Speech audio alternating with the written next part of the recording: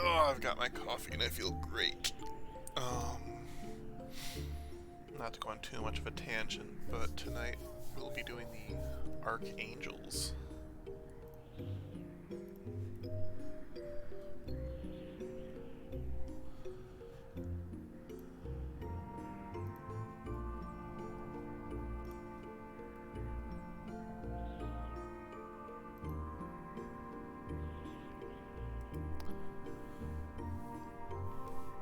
Okay, good evening. Hope everybody's doing well. Amanda, I love you. Hope you're doing well. We're going to continue the story in Rise of the Xylart. In case you missed it last time, we chase Eldnarsh, the older brother that looks younger of the two Xylar that have been ruling Juno, to the land of Tulia, which is actually a city floating way up in the sky, far above the clouds. And in order to reach him, we must go through and defeat the guardians at all these towers around the outside. They're all protected by what is referred to as Warriors of the Crystal, or in game they're also known as the Archangels. Each of the 5 races is represented, and so we'll be fighting each one of them in turn. I think we end up going around to the right side and starting and going kind of, is this going to be clockwise then? Well, counterclockwise. There we go. Counterclockwise. So, we also need to pay attention to the time because soon, I guess we need to go clockwise. Soon it will be a full moon in game. Let me fix something. There we go.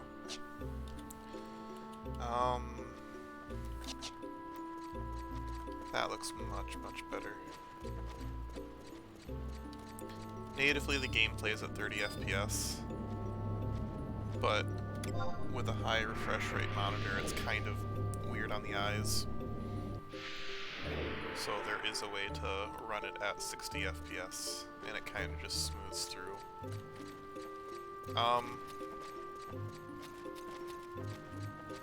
Yeah, let's try going clockwise. Flamingo!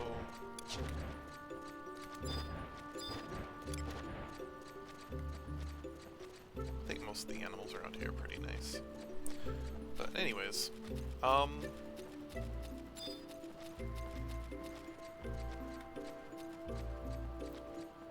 yeah. I think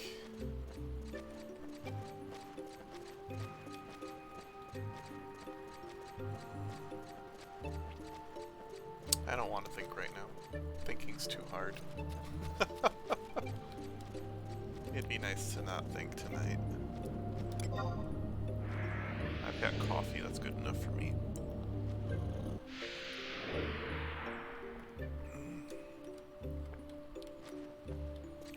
I guess we could work on describing more what's going on. We're at the home point. So, in this game, in the lore, there are 5 great crystals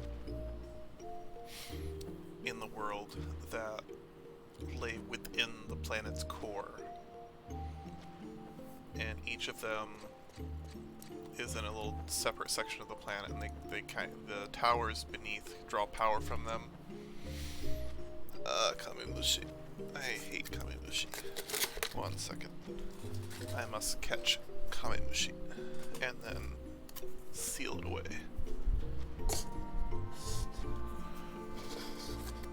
There we go. Kamemushi is caught. And now he won't buzz around my head tonight.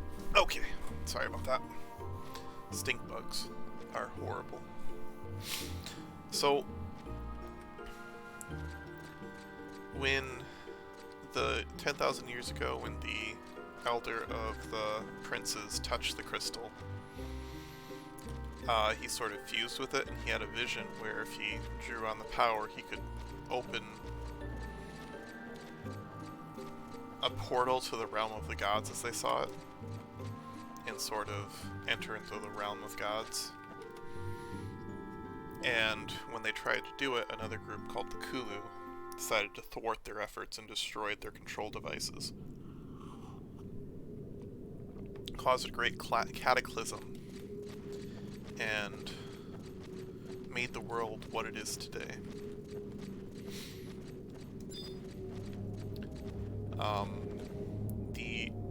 one known as the Shadow Lord,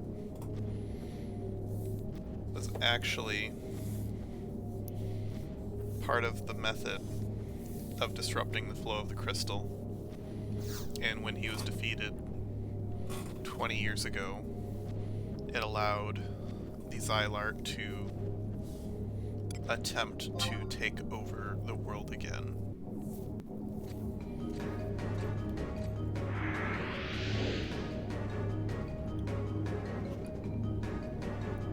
So, Archangel GK, you shall be burned by the rage that controls you.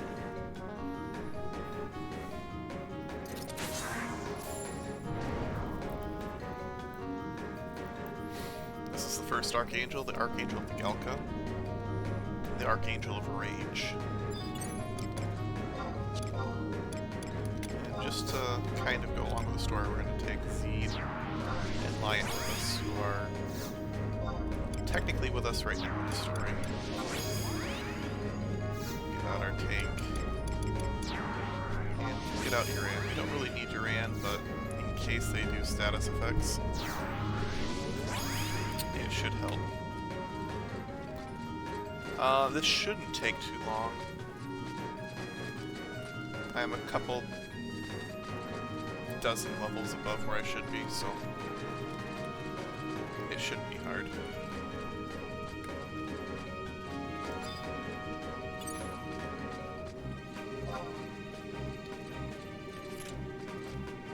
Maybe I'll just jump him.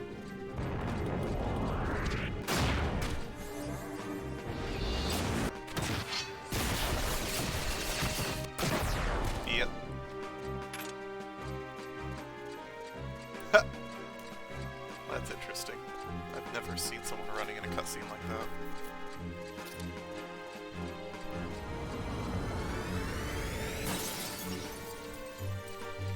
So what we need is we need a shard from him. Which he just broke into shards, so that's good. And we'll use the shards of the 5 Archangels to access the center control mechanism.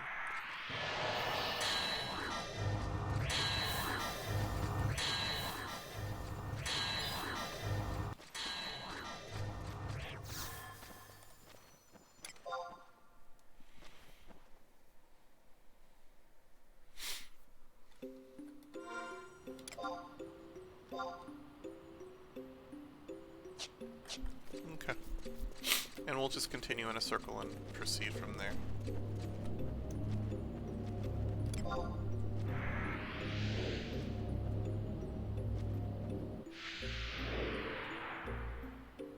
Alright.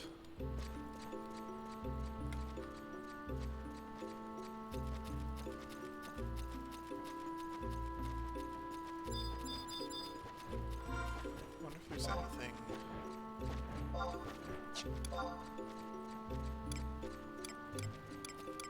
No.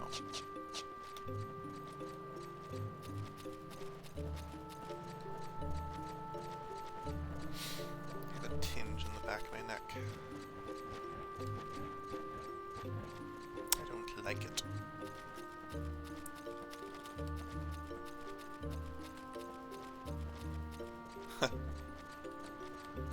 My day is going just fine right now. It's been a day.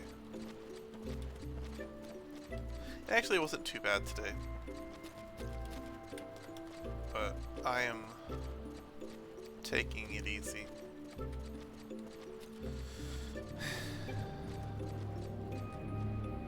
Trying to forget that things like politics and wars exist.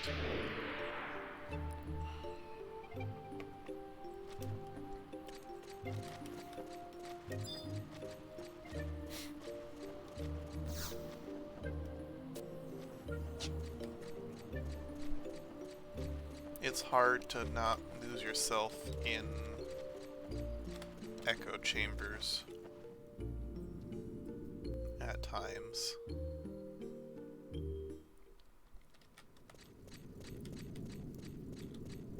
But like,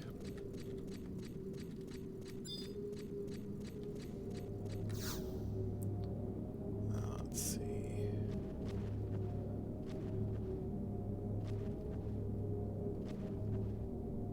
for the trust oh yeah. The trust battles are something else.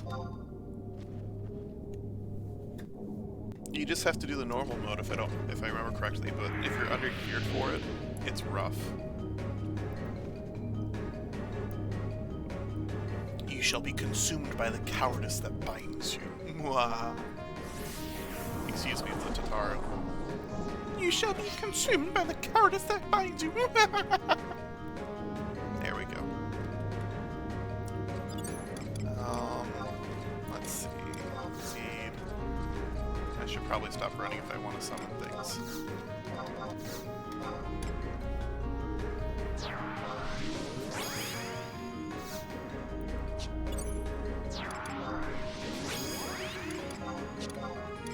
Alright, I need to get the healer out.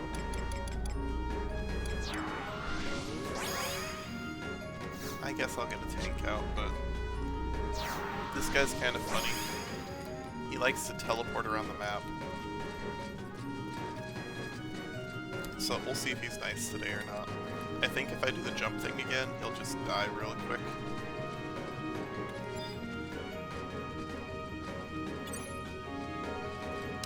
Yeah, I've already gotten a couple of them. I know Shantoto's up for purchase.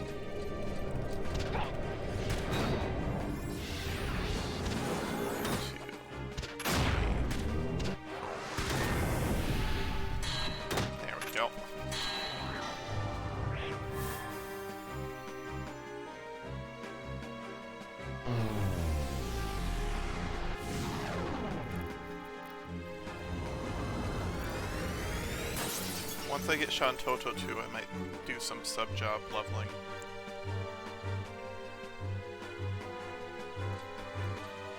I have Samurai and Red Mage to 50.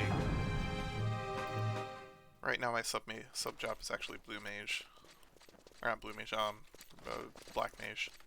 I want to unlock Blue Mage and start collecting spells though.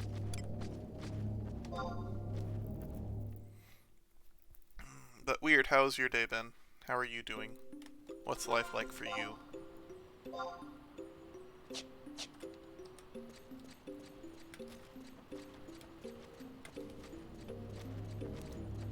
Maybe this will go left.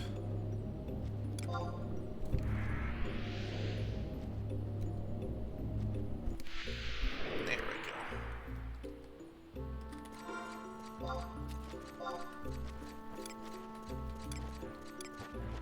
Earth Elemental. Heck yeah. Nice. Vacation, huh? It is December 7th. Work vacation or school vacation?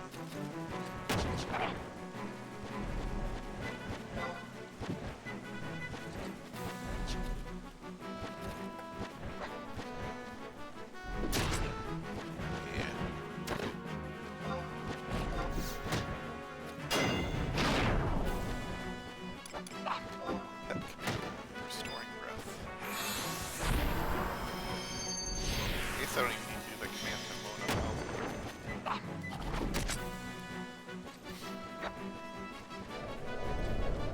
I wish I still had vacation time left at work.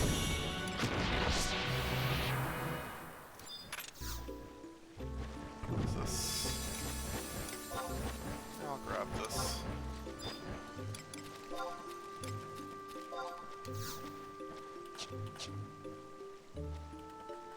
That's fine.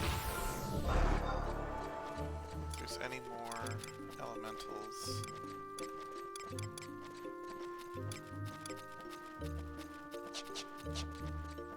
I think each section here has a different elemental on it. As there's 1, 2, 3, 4, 5, 6, 7, 8. Yeah, there's 8 platforms, so every platform will have a couple elemental spawns, if I'm not mistaken. There's not 8 platforms, there's 4 platforms with 2 sides each, yeah, so this one has earth and ice.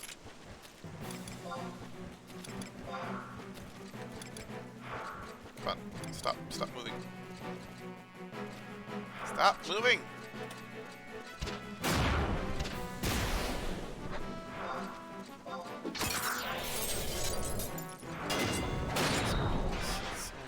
30,000 damage. I need to check and see how much that does. But I do need... When we get to the place with fire elementals, I need to double check which home point it is. Because I do want to farm that at some point.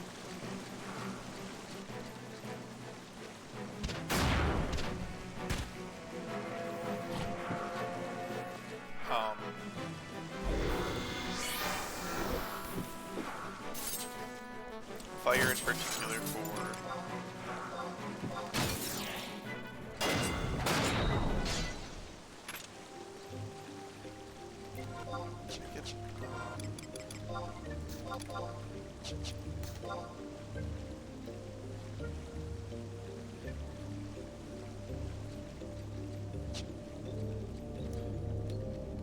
Is that like an actual treasure coffer? Wow.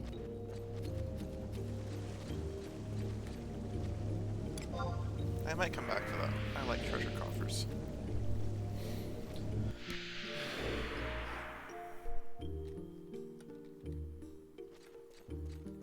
I need to go this way. This is home point 3.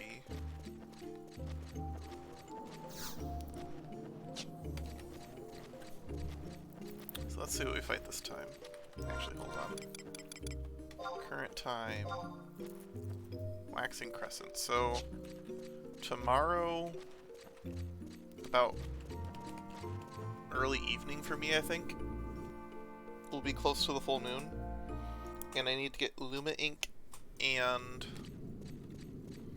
bottle so I can put a piece of paper in the full moon fountain, and it'll give me something called the Arc Pentasphere, and then I can do a special quest.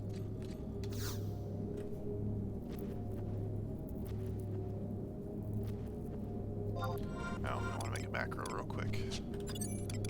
So I want Impulse Drive to be...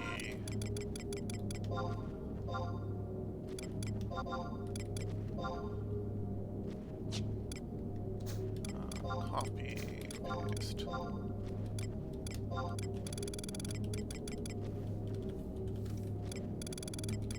I want this to be Impulse Drive on my target.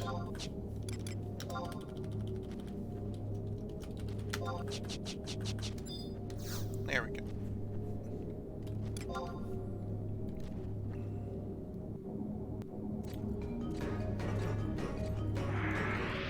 Records held by 4 adventures, including Lily. You shall be twisted by the envy that drives you. I don't think these guys actually laugh. I think it's more like, you'll be twisted by the envy that drives you. Like that. More like twisted and weird.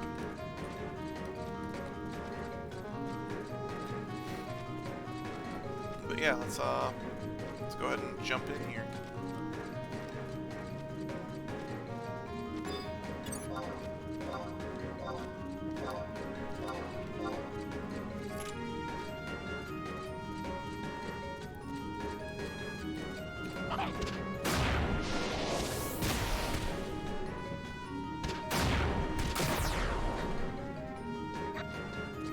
Oh, he has perfect dodge.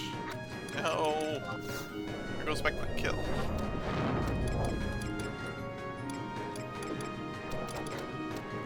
Oh well. You can always just like super jump.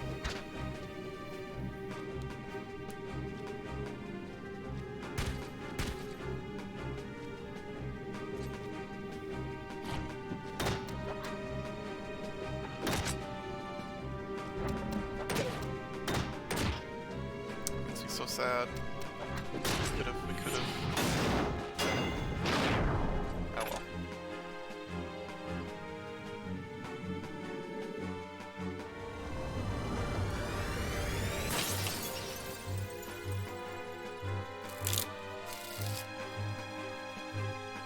So that's envy.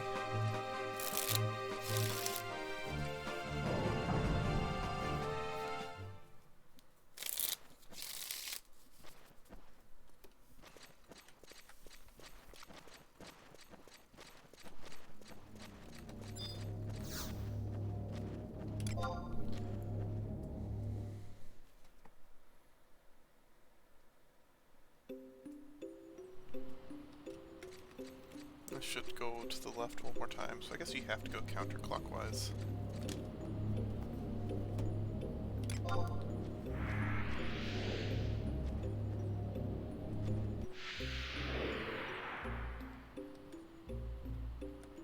Alright, and... is there a elemental over here?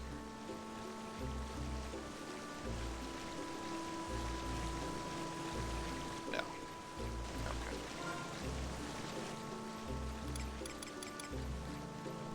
Elemental is... dark. He's down here.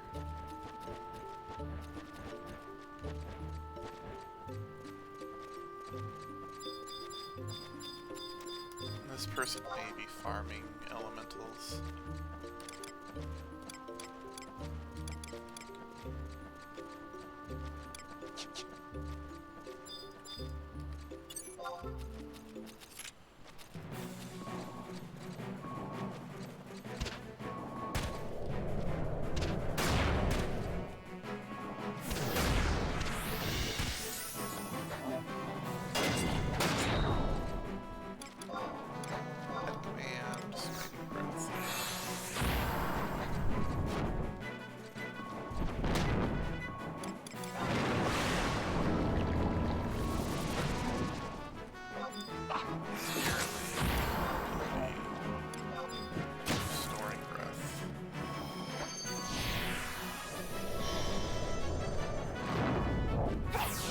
My agility. Oh, here he is.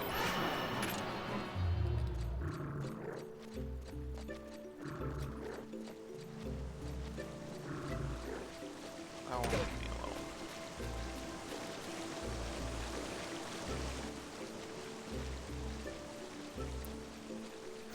You too, Brutus?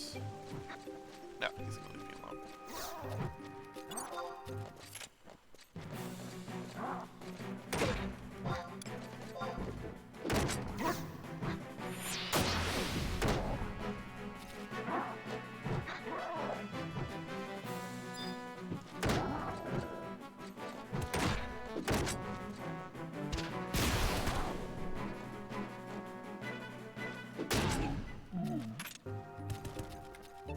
That's fine.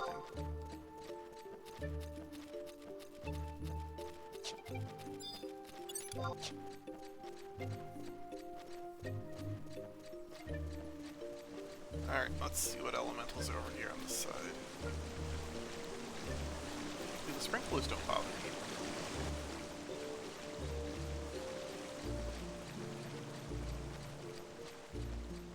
The sprinklers don't care. Just the groundskeeper. He's cranky. There we go, light elemental.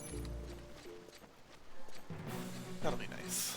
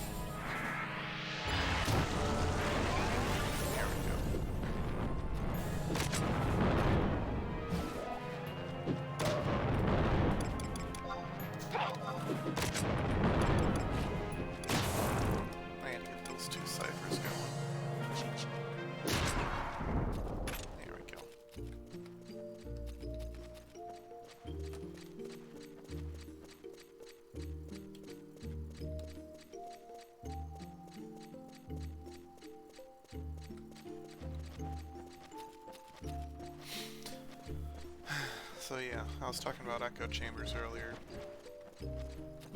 And there's some obvious examples of them. But like...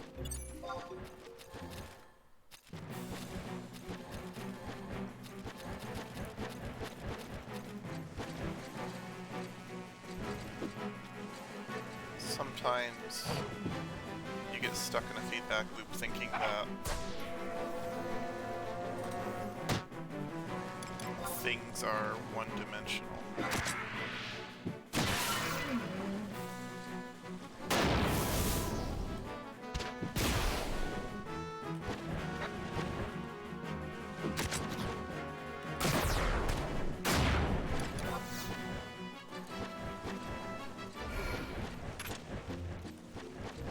So it's important to keep an open mind about some things.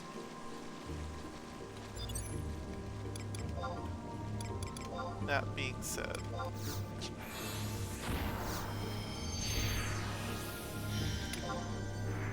it's also important to never forget there's a lot of BS in the world.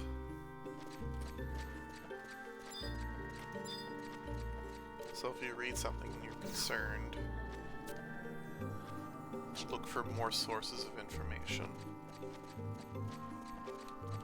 If the only person reporting something is a group with a known bias, and they're the only people that seem to care about this groundbreaking thing, it's very likely that what you think is going on isn't actually going on.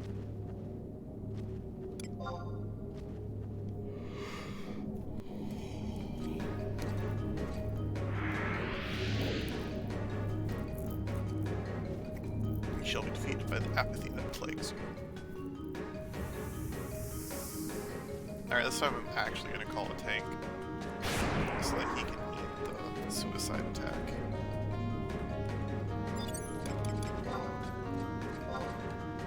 This guy has an attack that destroys himself, but does a ton of damage. So we're going to try and avoid that. He'll do like 3,000 damage and we don't have 3,000 health.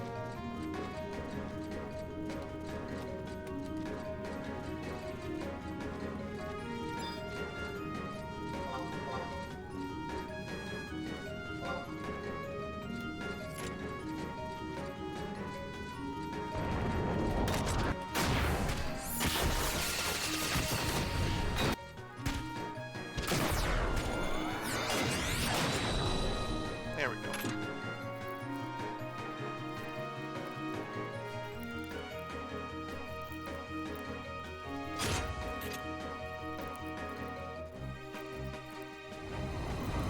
It is interesting that when they're defeated, they all have their mouths hanging open. Kind of disturbing.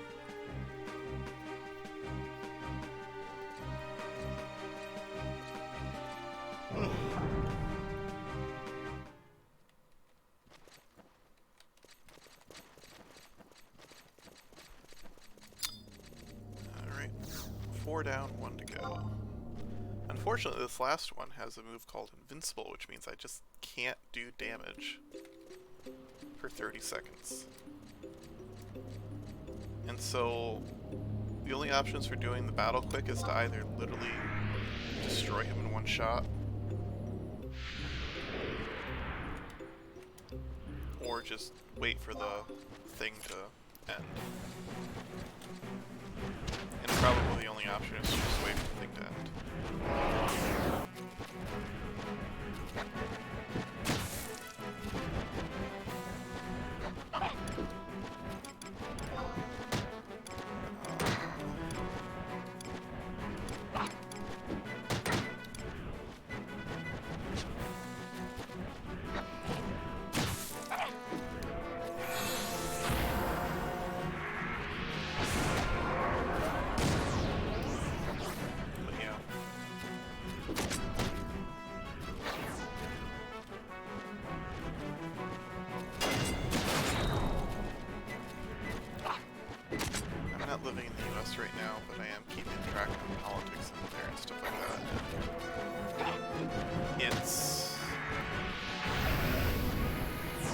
annoying.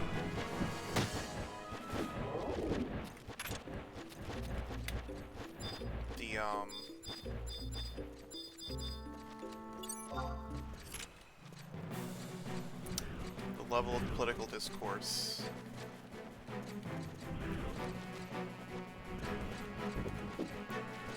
I think the one that really annoyed me today was somebody who was like, we should ban anybody from a foreign country from owning homes in the US, and we should ban anybody from the US from owning homes in a foreign country. And like,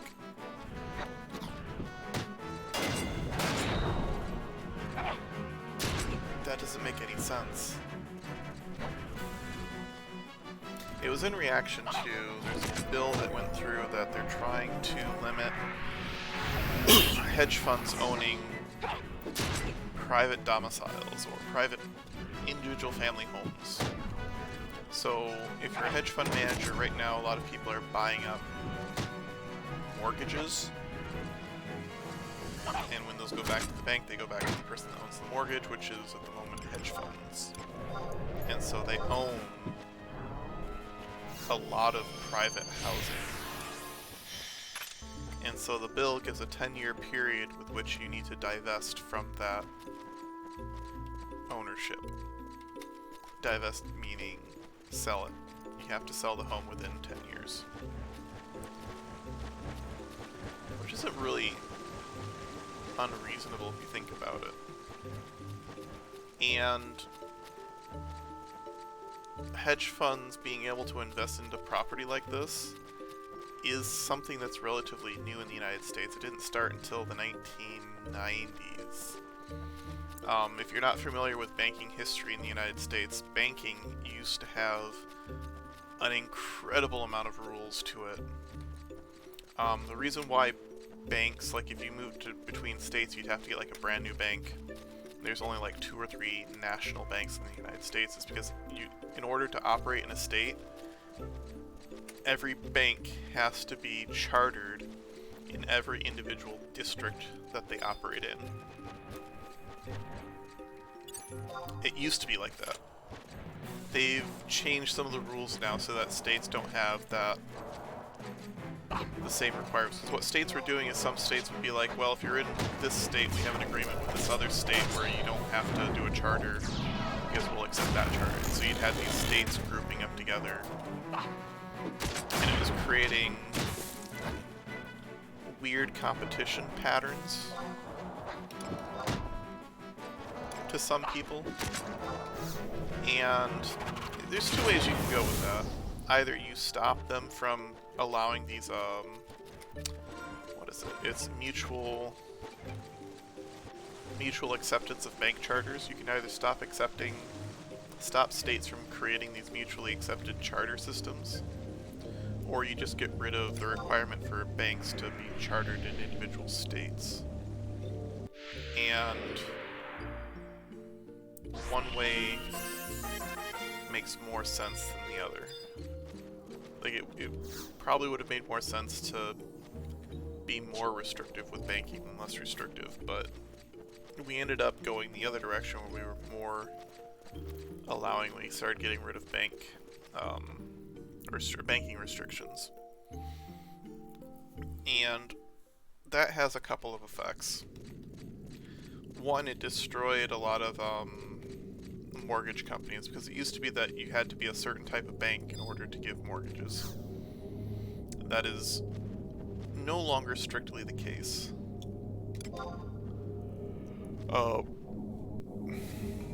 Any bank can do a mortgage now.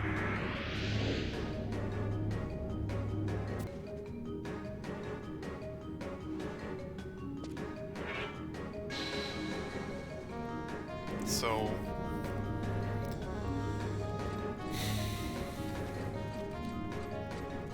yeah, a lot of that banking deregulation that started in the 1980s and went all the way up through 2008 during the subprime mortgage crisis. And in response to that, we got something called the Frank-Dodds Act, which created a ton of new restrictions on banking.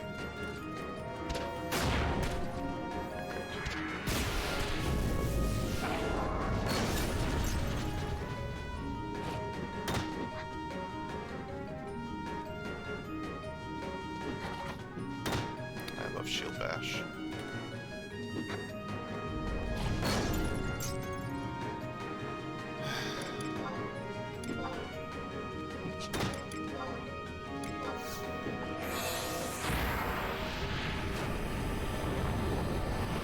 Here we go, triggered invincible. So we got 30 seconds.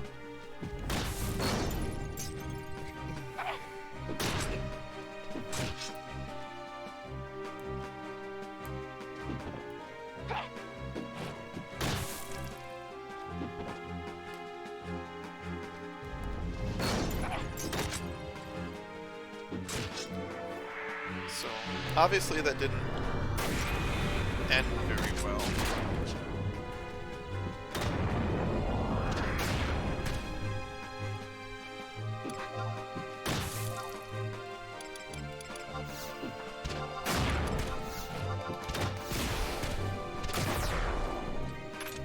There we go.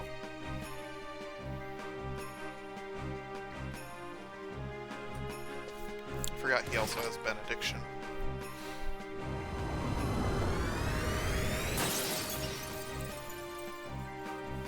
Frank Dodds was introduced to stabilize the banking industry and reintroduce some restrictions on what assets banks were allowed to hold, and rules on mortgage risk management and stuff like that.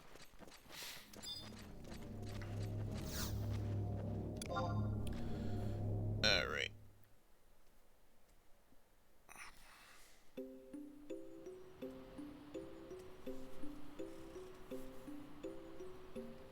That should have been all of them.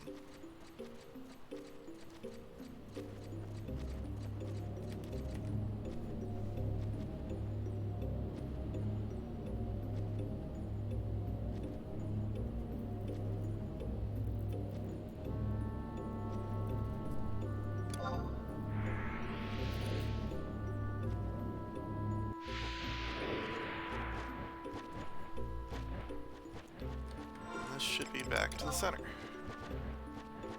Not quite. And that's right, I did that one first. What? What's here?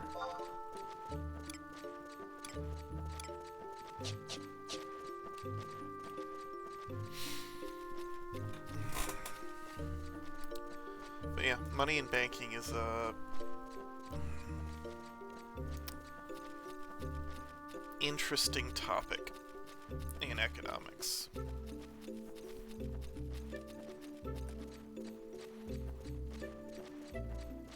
The reason it's so heavily regulated in the first place, or it used to be, is that the finance industry is paramount in heavy industry. Because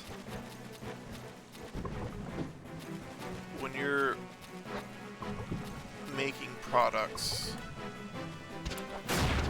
it costs money to buy materials, to run the plant, to operate, to pay payroll, all that stuff. It takes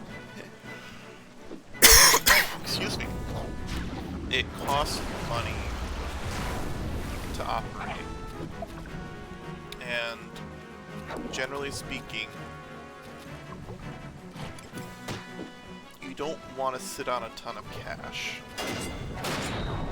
Cash on hand is not good, because cash on hand is not working for you.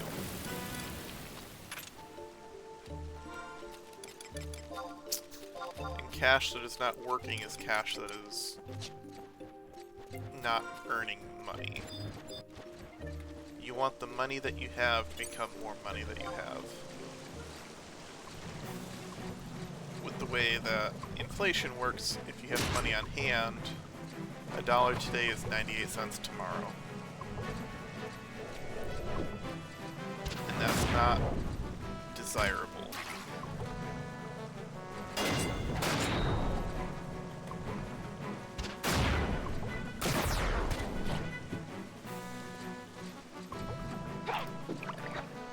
So there's a strong preference to to spend any cash that you have to put it into assets that earn money.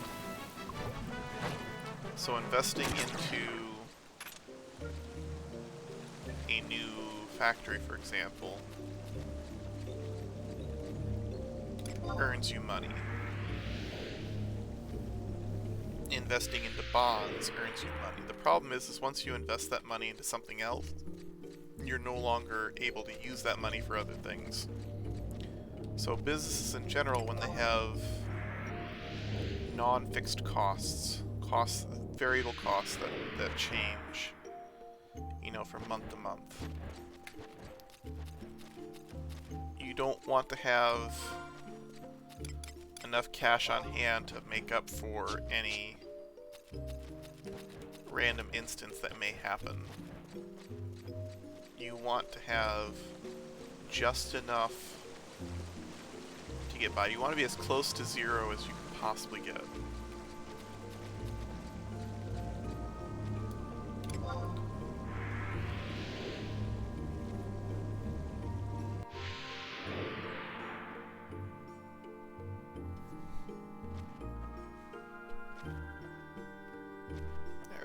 Talk to Gilgamesh before we do anything else, so we'll just use this home point. So, in essence, having any money in your bank account at the end of the day, not in your bank, having any money in cash at the end of the day is not good for a business. They want to have the minimum amount of liquid cash on hand at all times. But businesses very variable. Things happen. Cost can be higher or lower in a given month. And so, generally, businesses will borrow an amount of money. So they're going to produce $1 million worth in cars. They'll borrow a significant portion of the money that it cost to make those cars so that they can keep their own cash flowing.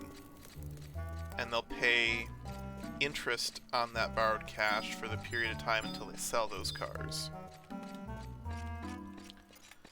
And that interest can be passed on, the cost of the interest can be passed on in the final sale. But what's important is that you were able to invest the rest of your money in somewhere advantageous. Somewhere that earned more money than you lost. And to be able to make those earnings more consistently, you have borrowed money taking over a portion of the costs that can be variable.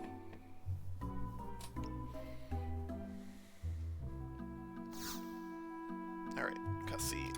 Open the door.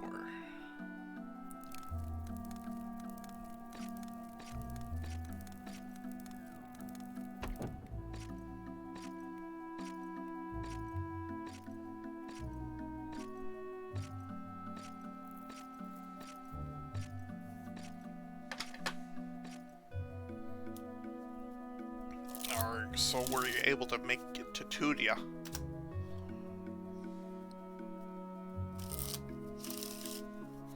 Oh, so you made them crystal warriors walk the plank now, did ya? And that just leaves us with the wee prince. But first, we've got to find a way to the Dawn Shrine. Is it Eldnarish that's keeping us out? Or is it something else? Listen close, Metasmith. If the prince had already opened the gate of the gods, Vanadia wouldn't be here anymore. But as you can see, nothing's changed so far. Which means all we can do is wait. When Eldnash makes his move, that's when we attack. You and me both hate the Zyrat making fools out of us. But there's nothing much we can do right now. Hi.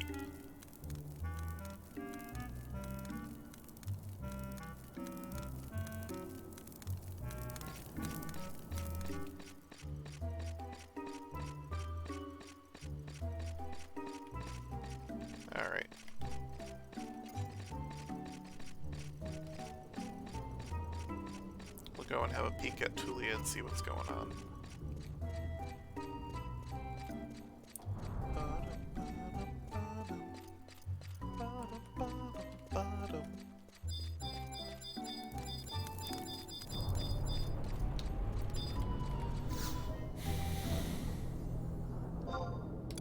But yeah, borrowing like that is not too much different than people borrowing money to buy a car.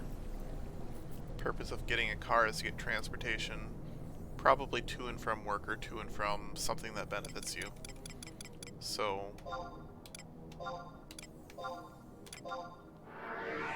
yeah.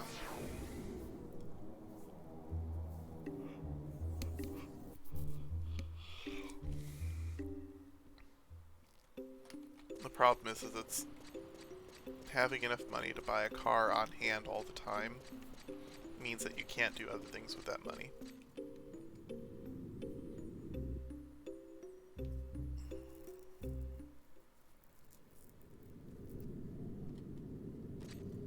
Oops, that's not what I meant to do. I need to go to the Shrine of RotZ.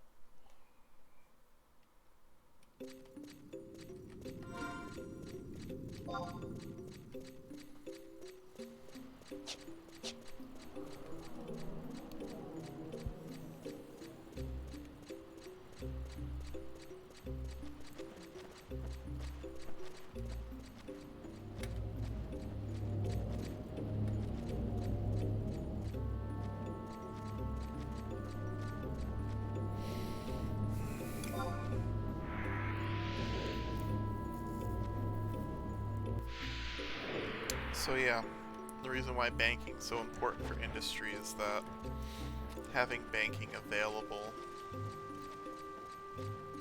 allows for industry to produce things.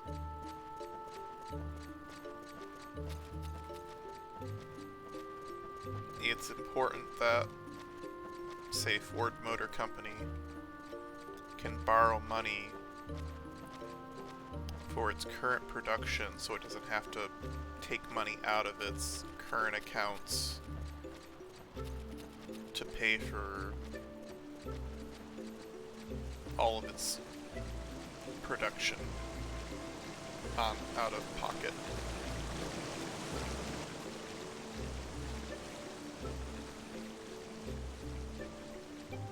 You borrow money to make money. That's actually what makes the phrase, money breeds money. If you have a certain amount of money, there's a critical mass of money that if you have it, then money just makes itself. And the issue with everybody being rich is that you wouldn't produce anything in the same way. I don't know if that's a good thing or a bad thing. You are the great bane, the nightmare that will devour the fair land of Vanadia and thrust the world into fear and despair. But as one bright star shines through the clouds at night, as one song rings clear above the roar of the beasts, we hold to one hope in these darkest of times. The darkness must be vanquished, the bane must be purified, no matter the consequence. That they will come with the wisdom of ages and strength of thousands to deliver us from our plight. We await the awakening of the warriors of the crystal.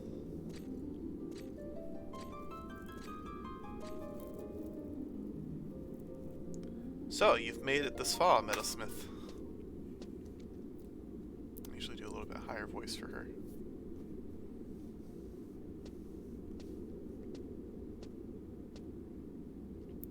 Wait, don't tell me that I shouldn't be here.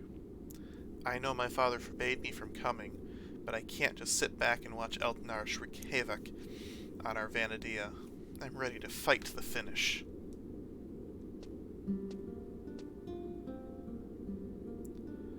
When I first met you, you were just another little fish in a big pond of adventures. But now look at you. You're putting your life on the line for the fate of all those Avenidia, even though no one will know you did.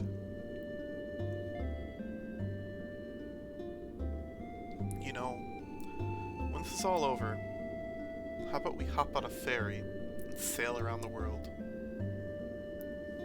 Just us two girls. Well, just think about it, okay? I've got to go now. Don't forget what I said, Metasmith.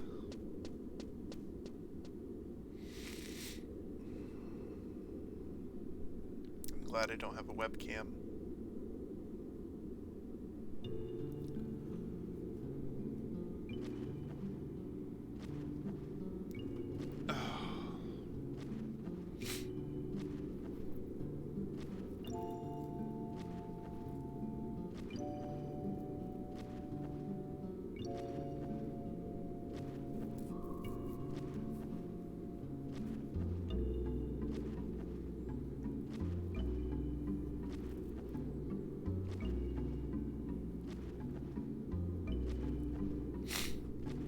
Okay.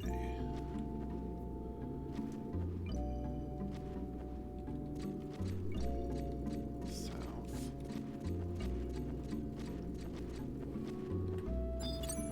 I'm gonna get my trust out just so it's less annoying through here.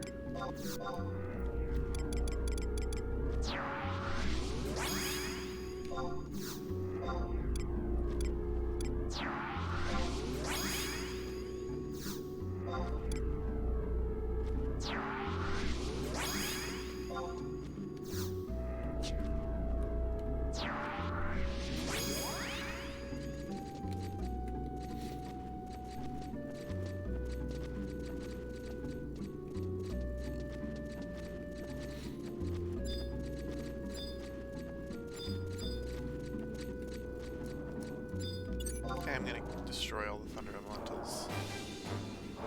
So I want the, I want the clusters.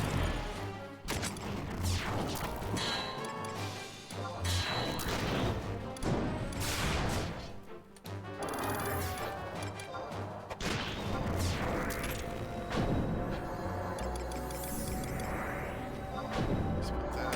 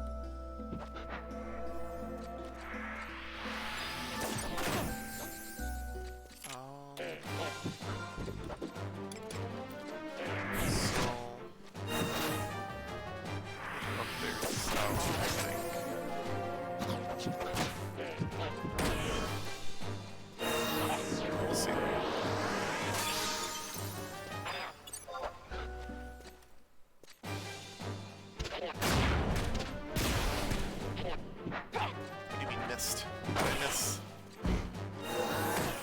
Oh well.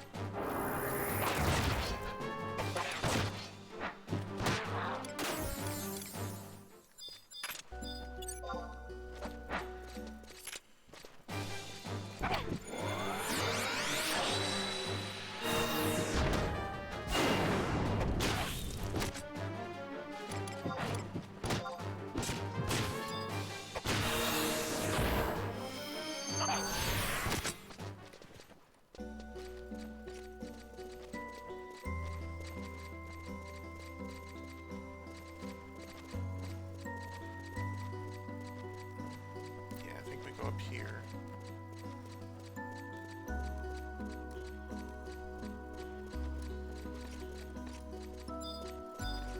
Is this door open? Yes. Okay. Cool.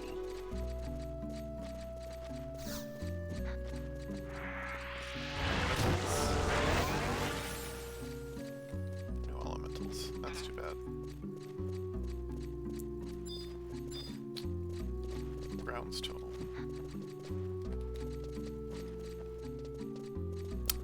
There we go, dark elementals. I'm locked.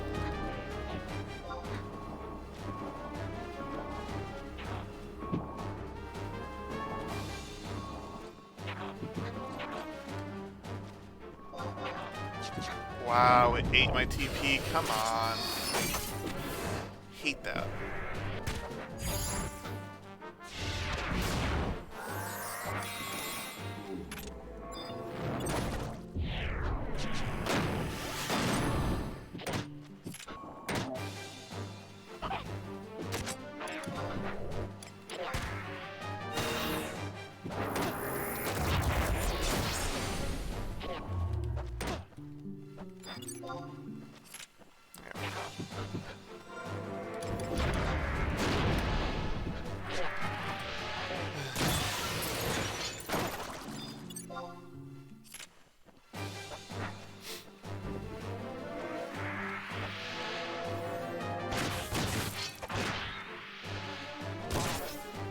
But honestly, Lion's one of my favorite characters in this story.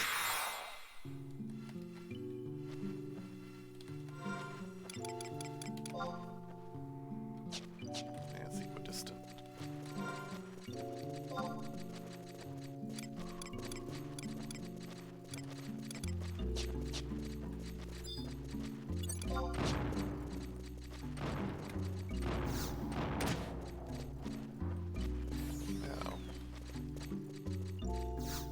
This is gonna get interesting.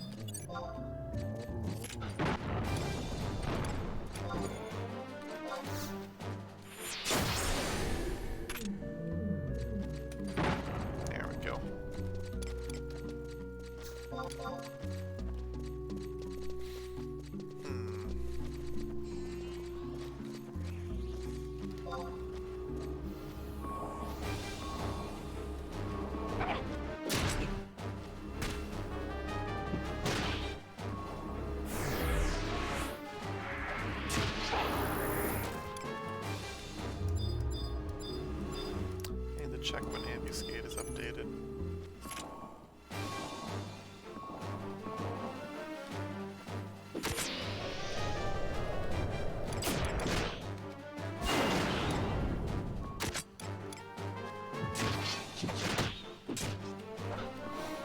I wonder if I can do the next ambuscade.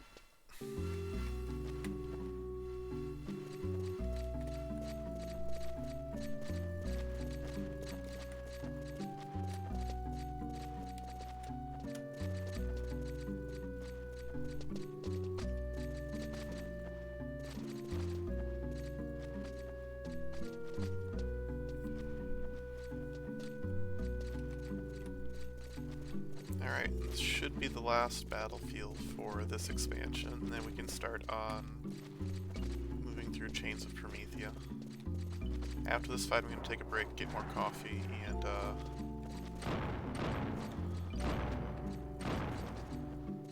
get ready for getting into the next one. The next expansion is actually quite a bit longer.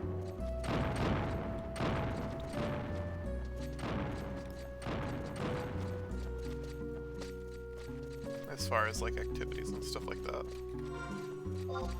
So, yeah. Here's this home point. Home point, yay. And zone in.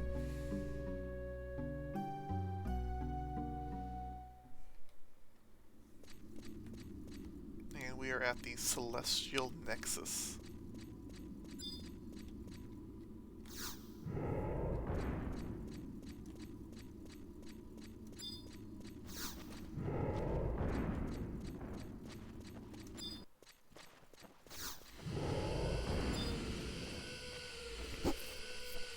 That's a little weird.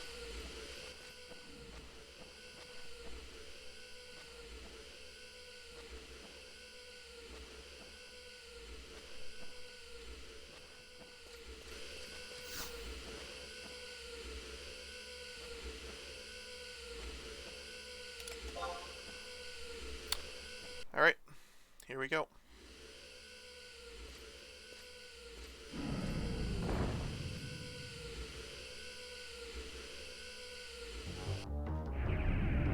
Final fight of the expansion.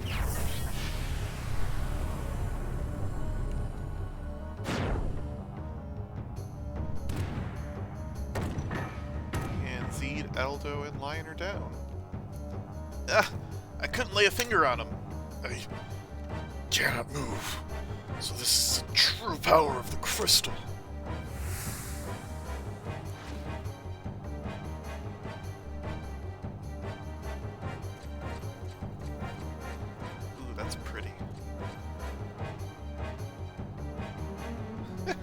Nice to see you all again.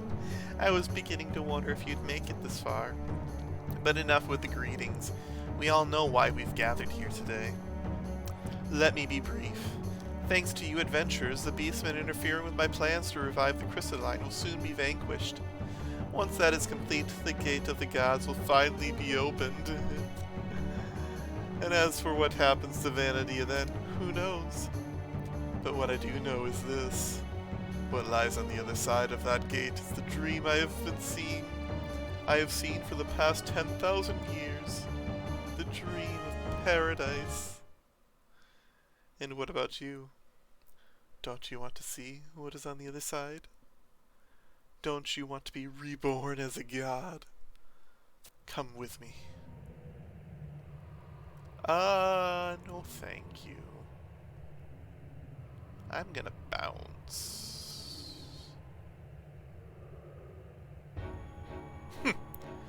Are you still answering to your foolish pride? Come on. I'm giving you one last chance. The chance to be almighty. And you're just throwing it away. You people are truly the plague of Vanadia. You don't think that you can stop me. You don't think that you can stop me, do you? You don't think that petty beings such as you can make a difference in the world? You're pitiful and useless. The darkness that lurks within all of you is the disease that eats away at this planet. And if you want to die meaningless deaths, then I won't stand in your way. Now it is time to say goodnight to all of those who fail to cooperate.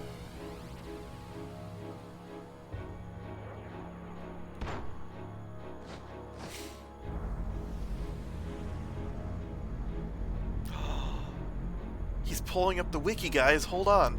Be careful.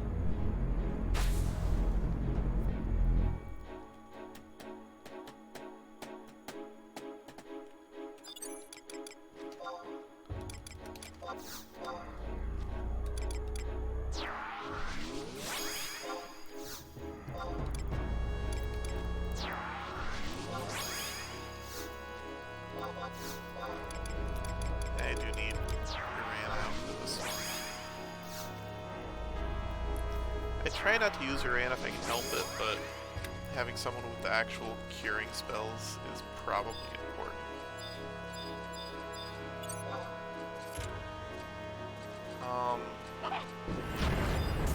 Probably kill the orbital. Okay, the orbital's dead.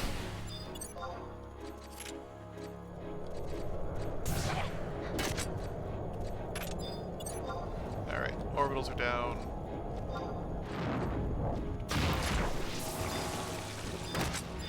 The exoplates.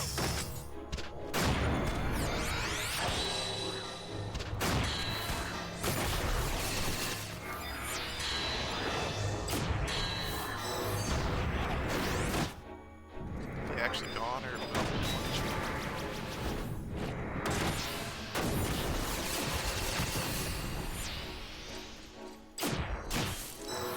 So I can't actually destroy the exoplates, can I? Am I doing damage to Eldnash? Yeah, I am. We'll just pop Impulse Drive on him.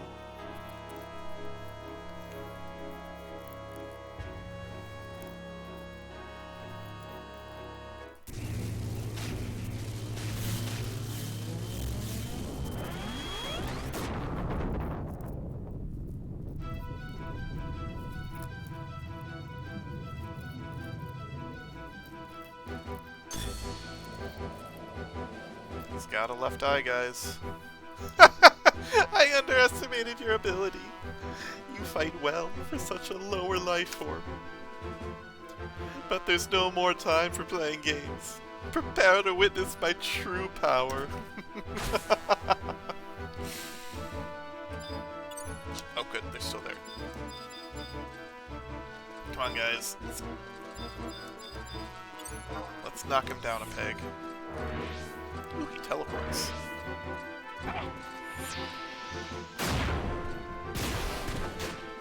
That was fast. You alright, kid?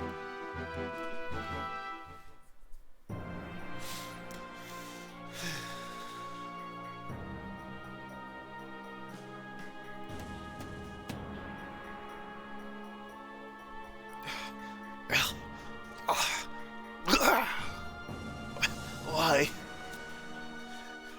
In the eyes of the gods, I too am no different from Bahamut. But that won't stop me from restarting the crystalline, whether it's complete or not.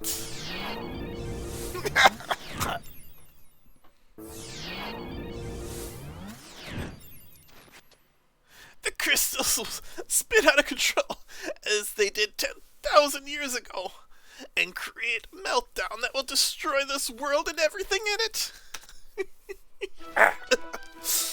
You fought well, but it is time to say goodbye.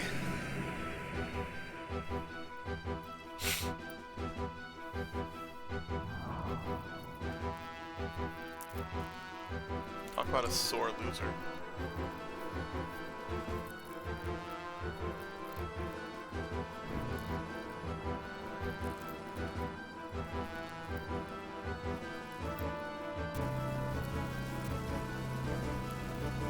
That lightning effect reminds me so much of Half-Life.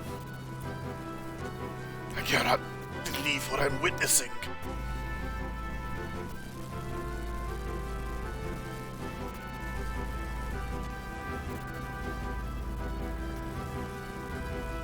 It's Sonic the Hedgehog.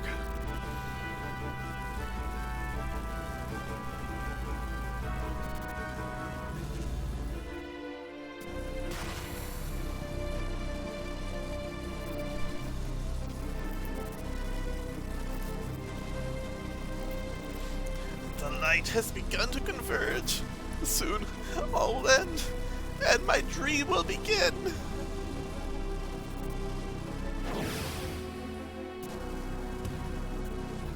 I can't let him get away with it. So it all ends here. I guess it's up to me.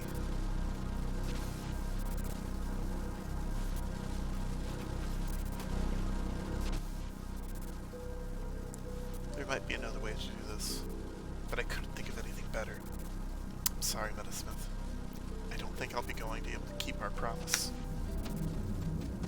Wait! What do you think you're doing? Lion!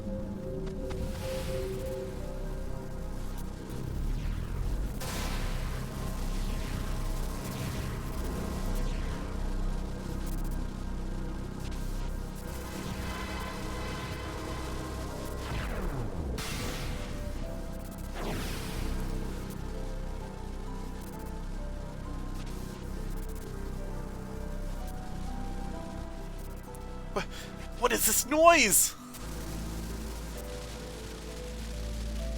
The power of the crystal is fading. But how can this be?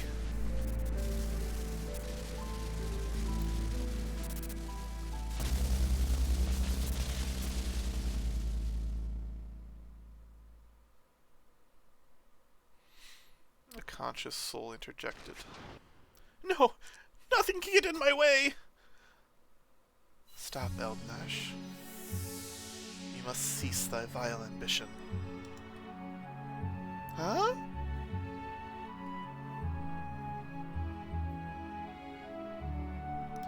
Thou must no longer bring harm to the world of Vanadia.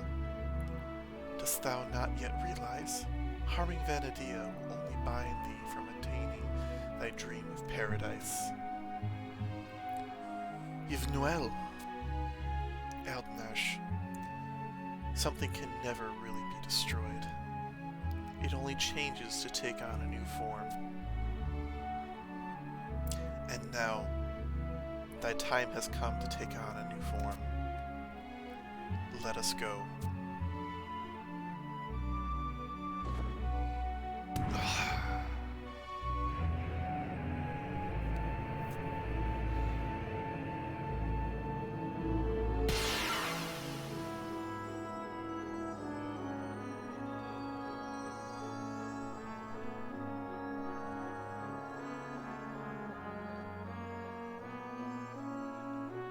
Goodbye, evil Graha.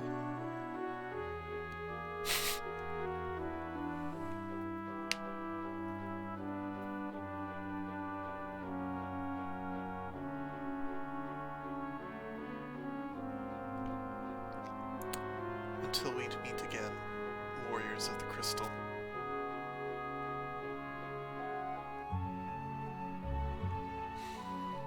What I love about choosing Mithra as your starting race is it makes you, Aldo, Zeed, Lion, Aldo, and you. You're just missing a Tataru, but you're all the four of the 5 warriors of the crystal.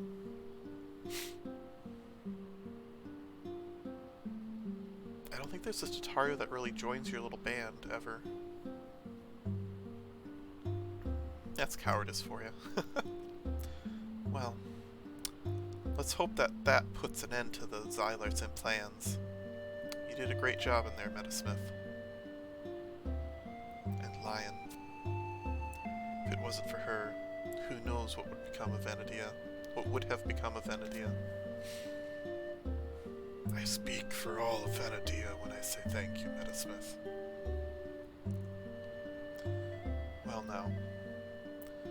now that we got that out of the way, let's get out of here. This place gives me some creeps. I think that if Lion was still here, she would agree.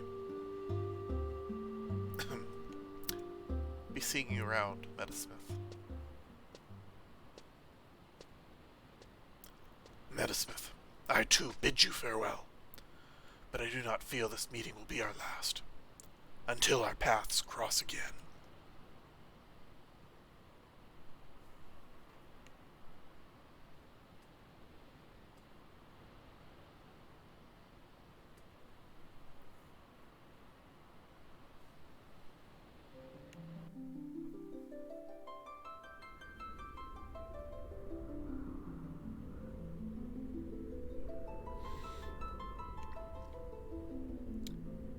It all began with a stone, or so the legend says. In ages past, a sentient jewel, enormous and beautiful, banished the darkness. Its many-colored light filled the world with life, and brought forth mighty gods. Bathed in that light, the world entered an age of bliss until, after a time, the gods fell into slumber. That world was called Vanadia. However, this age will not last. The great bane will devour the fair land of Vanadia. The ancient seal will be broken, awakening nightmares of ages past. The blood of the innocents will soak the earth, and the world will fall into fear and despair. But as one bright star shines through the clouds at night, and as one song rings clear above the roar of beasts, we hold to one hope in these darkest of times.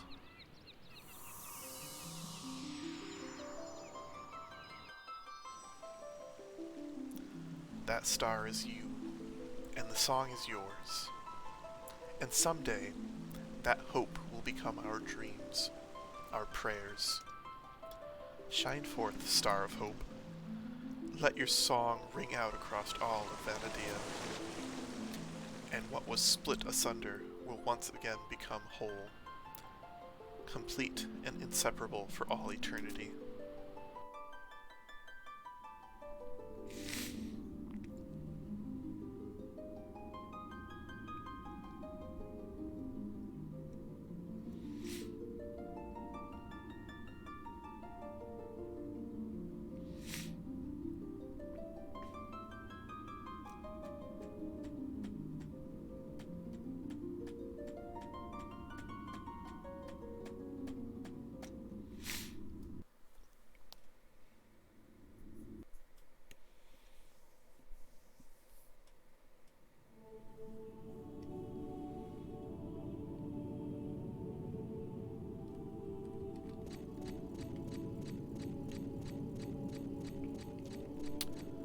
So yeah, that's that's Rise of the Xylart.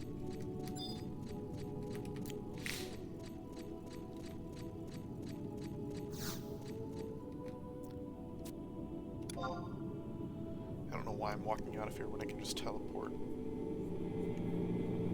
Ugh.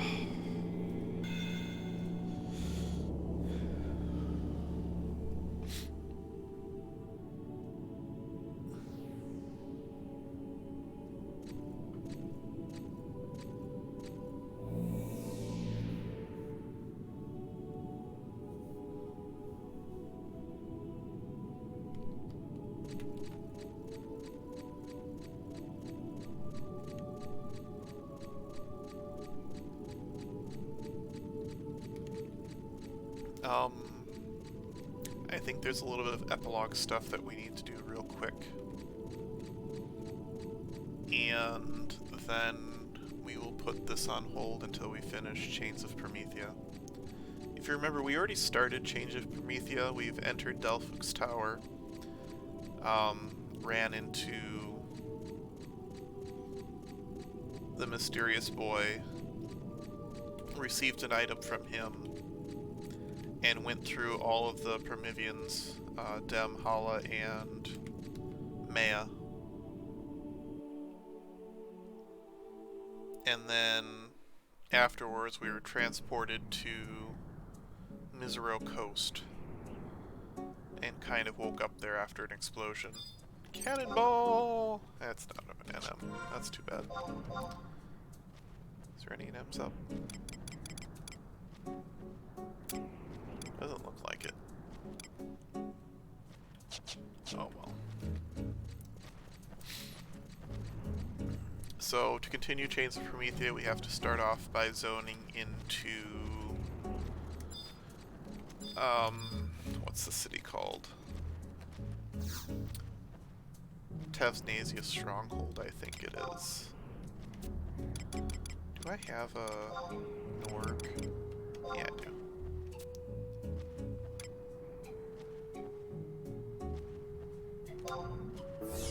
Okay, so before we do that, I'm going to take a short break and get more coffee, use the bathroom, all that stuff, and we shall continue in about 3 minutes, I guess. Excuse me. So I will be right back. Oh wait, Not yet. Arg, I see you made it back safe and sound.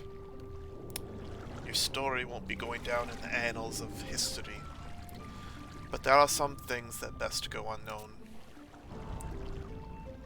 Though if it wasn't for ye, we'd be all sleeping down in Davy Jones' locker. You have me thanks, matey. As for Lion, Eldo came and gave me all the details on what she did. What was she thinking? Going off and getting herself killed before her own father. She was washed up on the shore here when she was still just a wee lass. Nobody knew where she came from. But that wasn't uncommon during the Great War. Many a life was torn apart back then. And when me father told me I was to take care of her, well, I can tell ya, I wasn't ready for that. But raising Lion taught me a lot about the world. If it wasn't for her, I wouldn't be the man I am today. I never knew what she thought about her father being a pirate. But I can tell you one thing. I'd be mighty proud to have her as a daughter.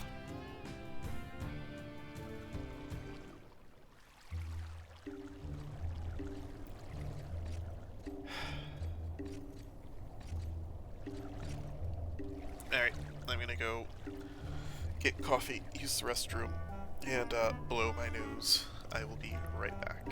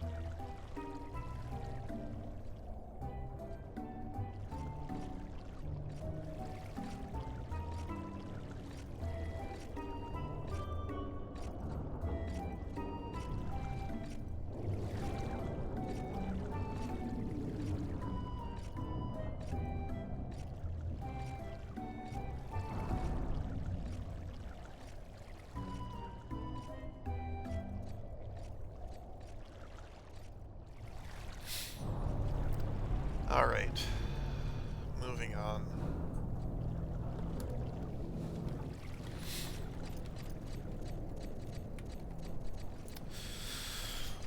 I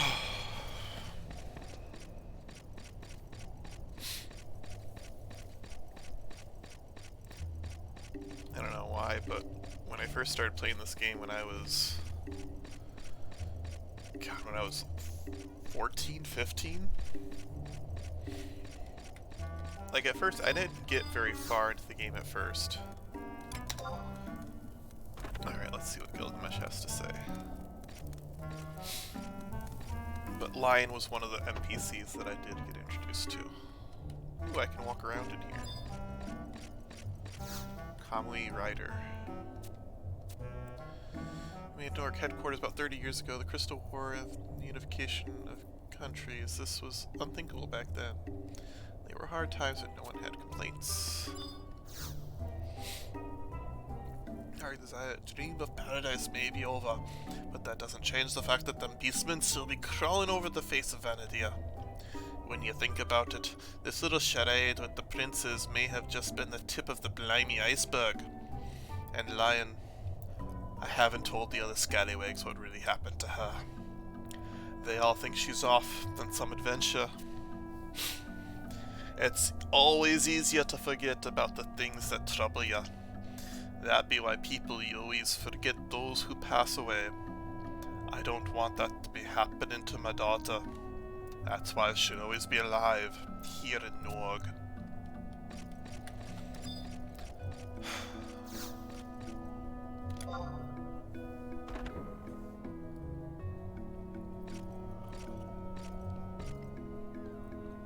But yeah.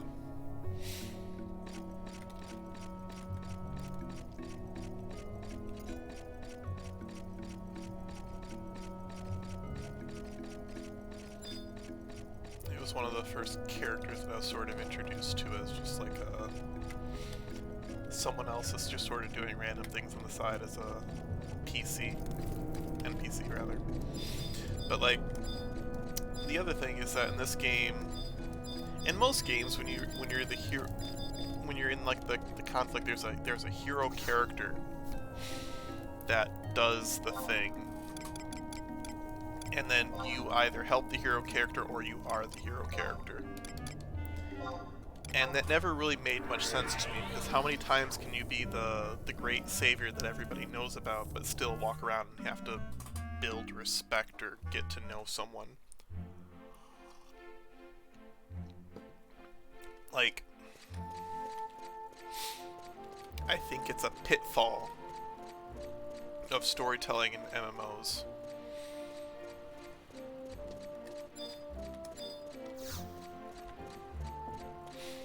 But in Final Fantasy XI, everything that happens is much more clandestine.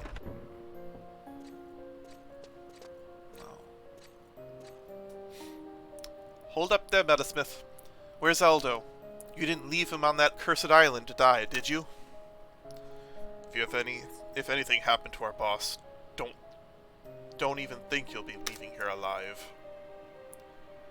What's with the long faces? You guys look like you just got back from a funeral. Boss! You're still alive? Did you really think I, the great Aldo, would flop at the hands of a couple of worms like those Xylart? It wasn't easy, but thanks to Metasmith here, the princes were no match for us. Thanks again, Metasmith. You did really well up there. First time you came through my doors, you were nothing but a little punk. Now look at you. You've matured into a fine adventurer. Not as fine as yours truly, but close. Aldo! Verena! Miss Verena! Aldo, you're alright. I've been praying every moment of every day for your safe return. I'm sorry I kept you worrying. But where's Lion? Is she here? Or did she go back to Norg? Verena. Lion's gone. What do you mean, gone? Lion traded her life to stop Eldenarsh's plan. No! She can't be. She just can't be gone. What did she do to deserve this? Verena. Lion fought bravely that day. Her sacrifice saved millions of lives. So what? Nothing we can say can bring her back. She's... Why does everyone have to suffer? What did Flix do to deserve their pain? I don't want to forget what they went through. I'm sorry, Verena.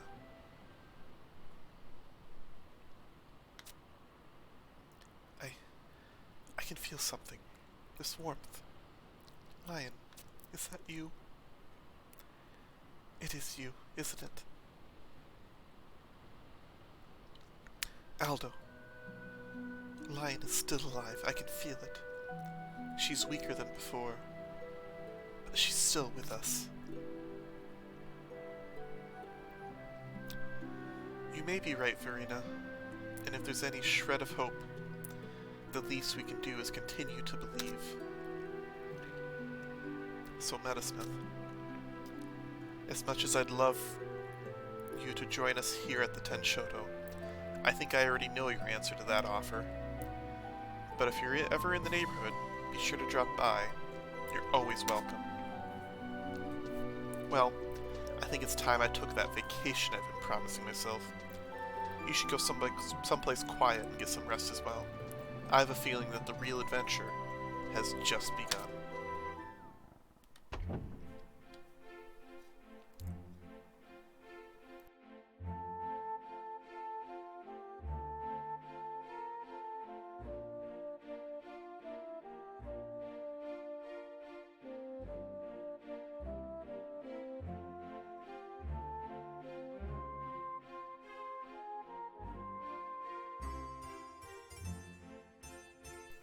Okay.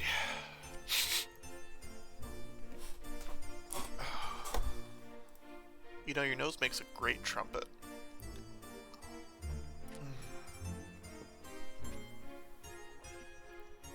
Alright. So, I don't think I can get Aldo's trust yet. Maybe I can. I don't know. I don't remember what the requirements are for it. But we can check. A lot has happened in the past few months. I don't know how long the news of the Archduke and his brother is going to stay a secret. But that has nothing to do with the Tenshoto. What to do now? Maybe I'll get myself a boat and sail around Venedia. Good luck on your journeys, Metasmith. May fortune smile upon you always. Okay, no.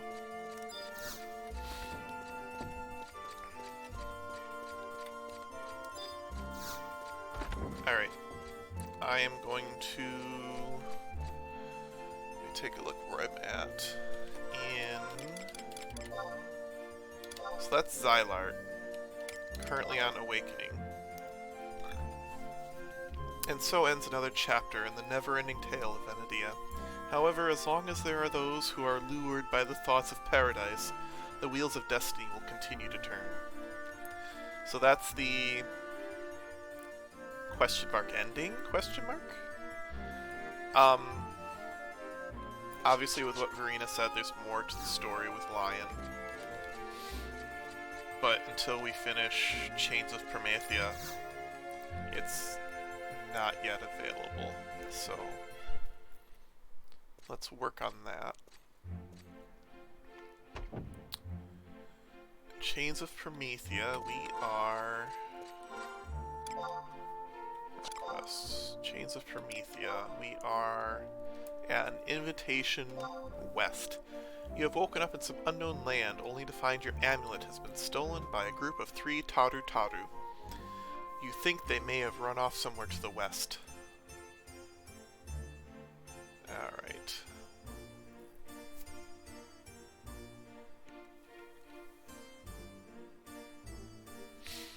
Okay. And that should be in Lufoise Meadows, right at the survival guide, if I'm not mistaken. So we can just teleport there. What do you got for sale? That reminds me, I need to activate these things.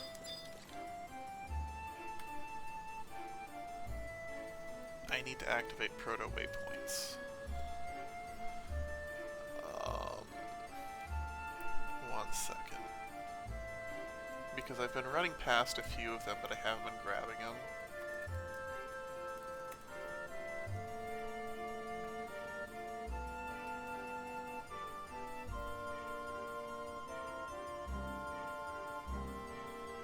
Anastasis in Renewed Gardens. Okay. So I'm going to unlock that real quick just so I can start collecting the proto waypoints. And I may talk to a Moogle that gives me one of my weapons for things. Let's go here.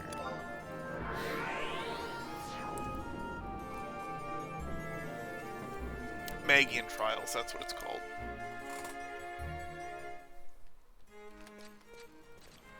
So every weapon type has a set of weapon trials that you can do to get like a weapon that either has a boosted skill, like there's a weapon that boosts impulse drive, or it unlocks a special skill altogether. And one of them is from these Magian Moogles. You talk to the chest next to him.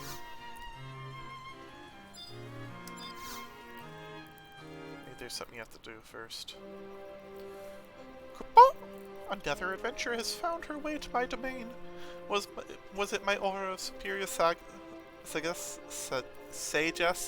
I can't say that word. Sagacity that led you here? This conspicuous crate and chest that sits seductively at my side? It is no matter.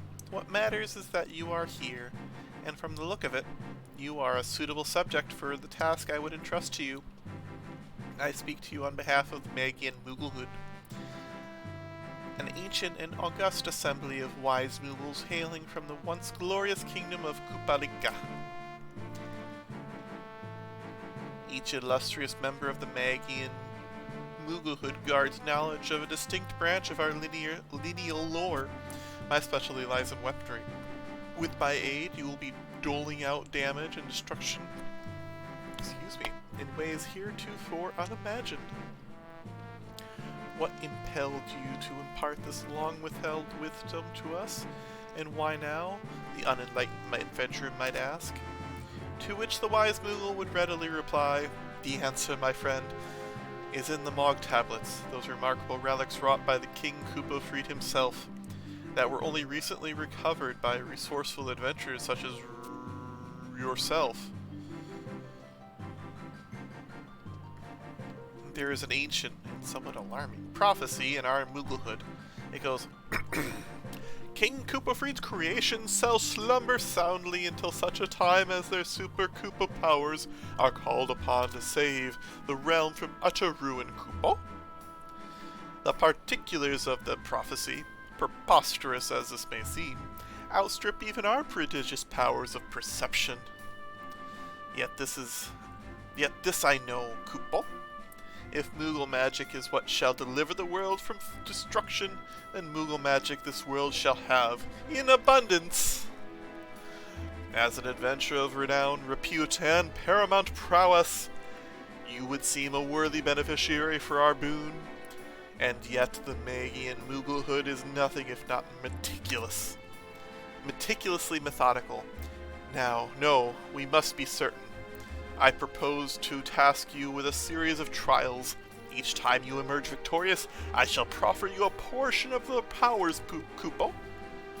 What say you, adventurer?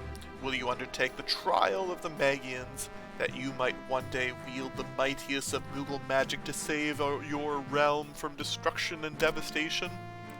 Will I ever? Excellent! Then my first gift unto you shall be this, a journal that shall serve as the record for all of your extraordinary exploits. There we go.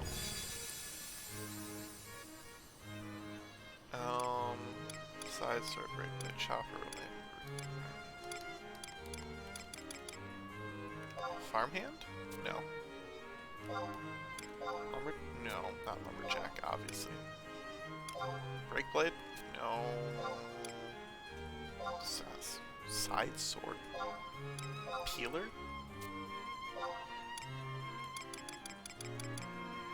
Ranseur? Of course it's the French sounding one. Alright. Let's put it in 3.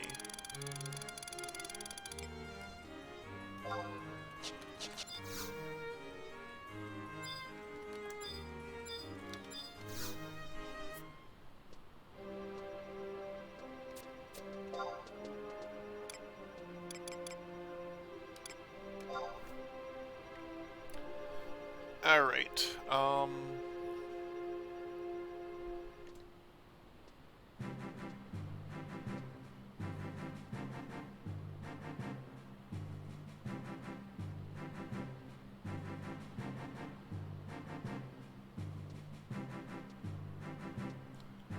let's do Magian Trials. Which one do I want to do?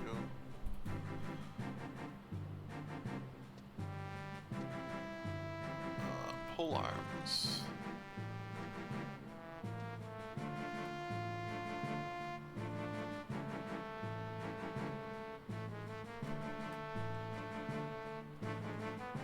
Probably want to do physical.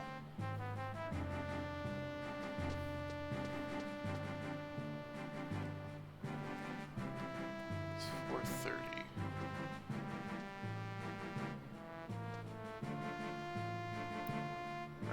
Empyrean, Mythic,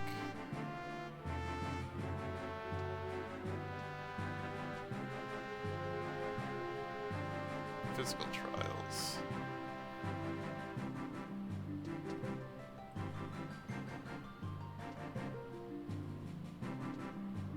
Stingray.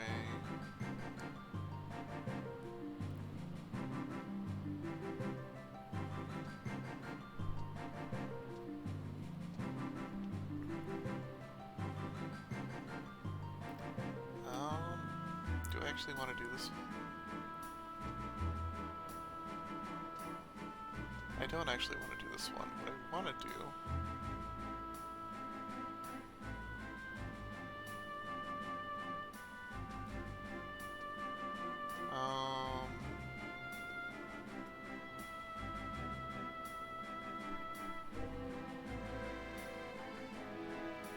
I'm sorry, I am messing around with this.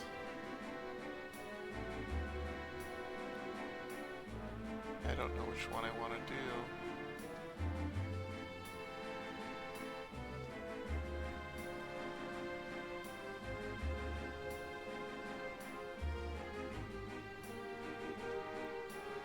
No, it's not that one.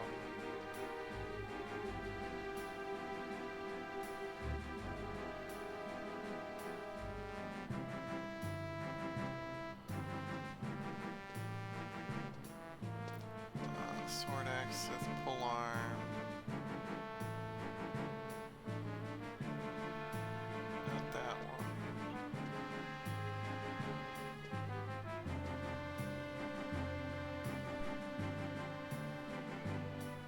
Okay. So when you do this with Thief, you get the peeler upgraded into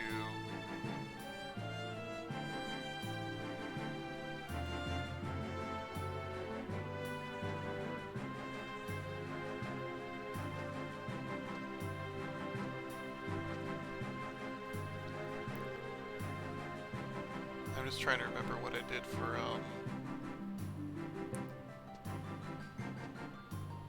So I did the peeler and it upgraded into...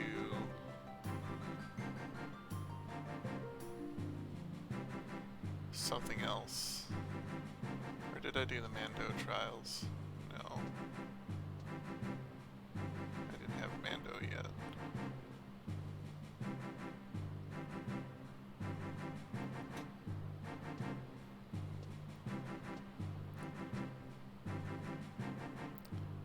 Renegade 1000%.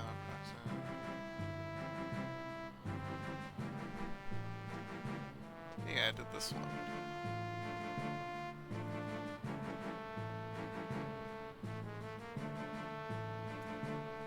And you get it augmented. No, I didn't do that one. Okay. I'm not gonna mess with that right now. My bad. I'm sorry. I'm just trying to make sure that I'm getting everything done while I'm here. It doesn't look like the proto waypoints are actually helpful right at the moment, so I won't worry about that right now. But that's, Anastase over there. Okay. Anyways, Promethea. We need to go to Dufay's Meadows.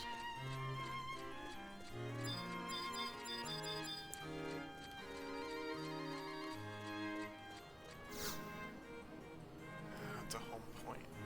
Yeah, I can go to the home point.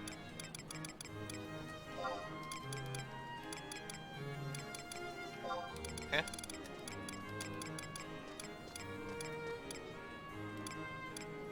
I never ran and grabbed that home point. Ha! Oh well, that's fine. There's a home point in the middle of, Mizuru Coast. And I never ran over to it. So I can't teleport right there. I'll just have to go to the survival guide in Dufay's Meadows. That's fine.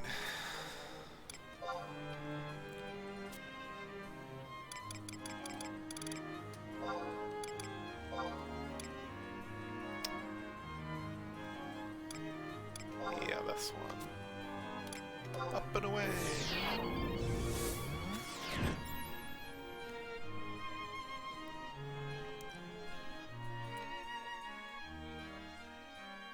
There we go.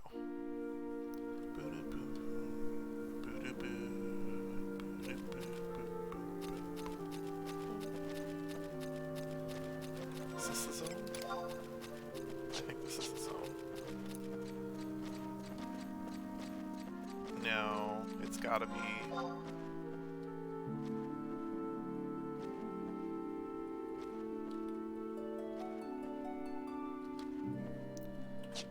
Maybe this is it. We'll find out.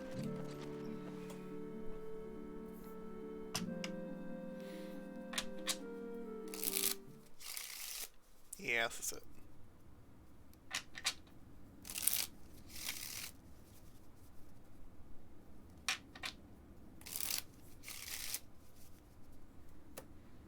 You!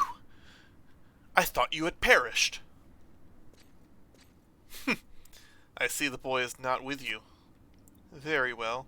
Let us put our differences aside for the moment. However, I suggest that you not make any sudden movements as we are being watched.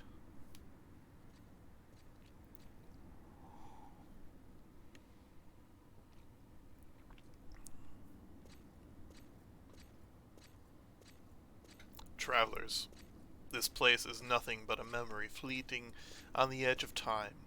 There is little we have to offer outsiders. And so I must ask you these questions. From where have you come, and to where do you go? If your conscience is clean and your intentions just, you should have no reason to not provide me with the answers. Yeah! Prove that you're innocent! Yeah! A fight to the death! What? You say these Taru stole something from you? But that was...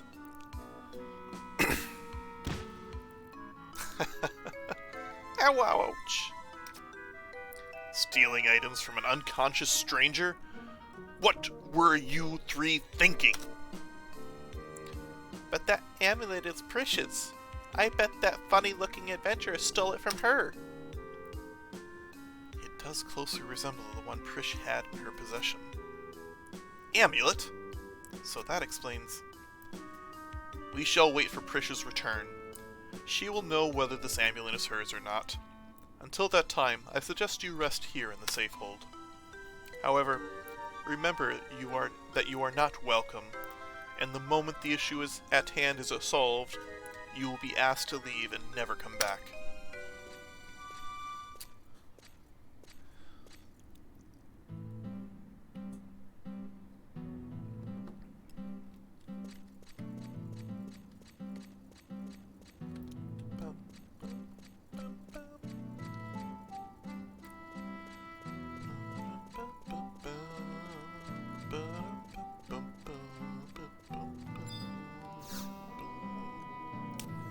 I didn't spend very much time in this town.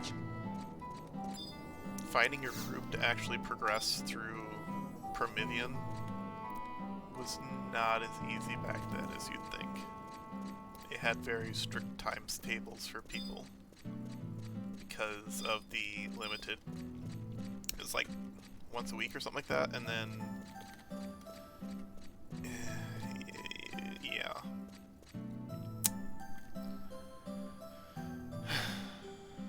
Okay.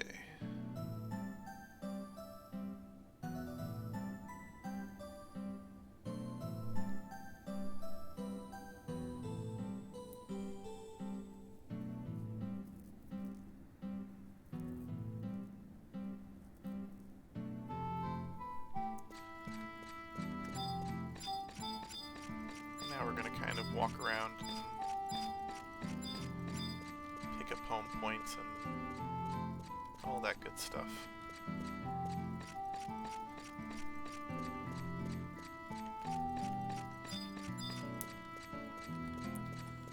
Genoa. Your fate rides on the changing weather person. Ha ha ha! Like, this guy looks important. Massis. Walk through this cave here and you'll find the headquarters of the Tavnasian Patrol. Travel a little further a bit in, and you'll come by Prish and Ulmia's quarters.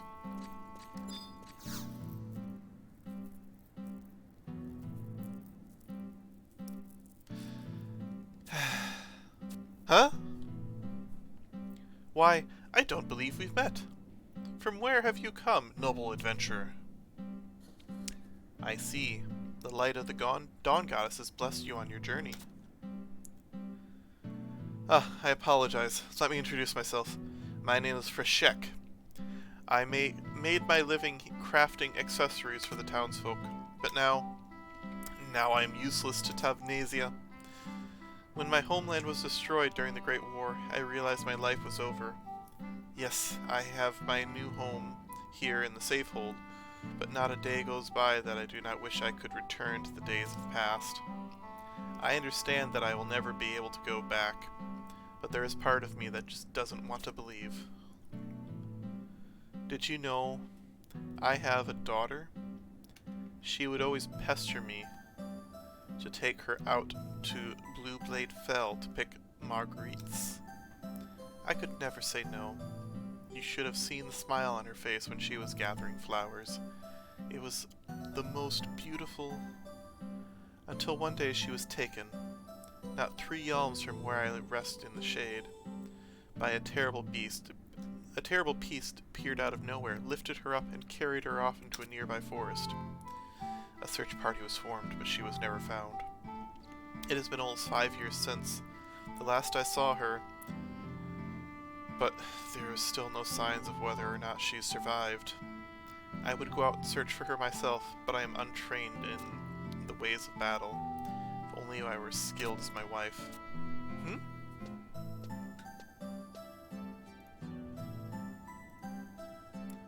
Freshek! What are you doing over here?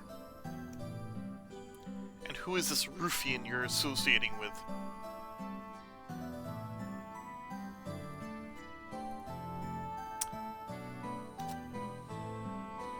She's an adventurer from the mainland, my dear. Let me introduce you. This is my wife, Ramine.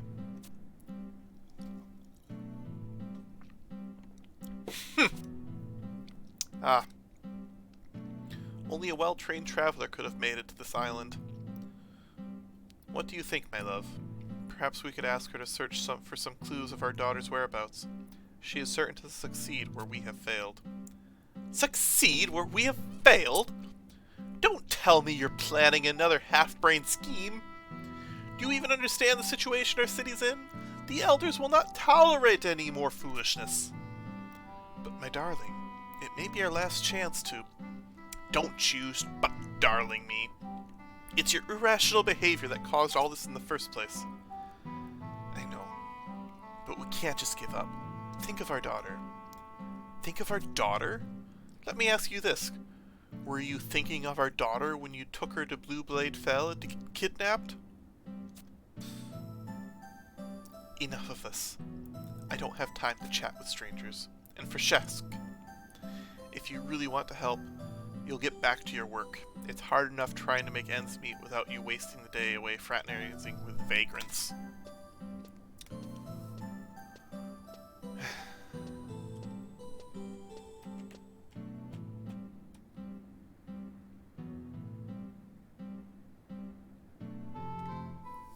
She's right, you know. It is my fault our daughter is gone. And that is why it's my responsibility to find some remnant of her. Please, I beg of you, help me. My daughter. She always wore a tiny bracelet with flowers carved into its surface. My wife wears one exactly like it, only larger, of course. I apologize that there is not more to go on, but I am counting on you, ma'am. Oh, and I must ask that you don't speak of our conversation to my wife. It would only complicate things. Alright, that's completely random side quest, but... yeah. If we run into a little flower thing, we will send him information.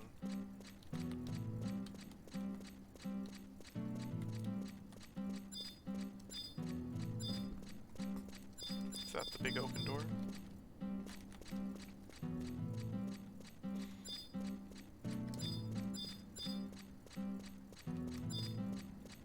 Walnut door.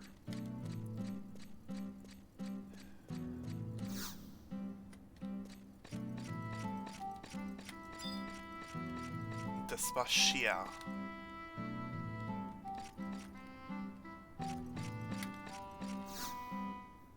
This guy looks old. Welcome to our humble city. Though there is little left of it, I heard from Justinius the details of your predicament. He mentioned that you are from the mainland. Tell me, what is the situation beyond the churning seas?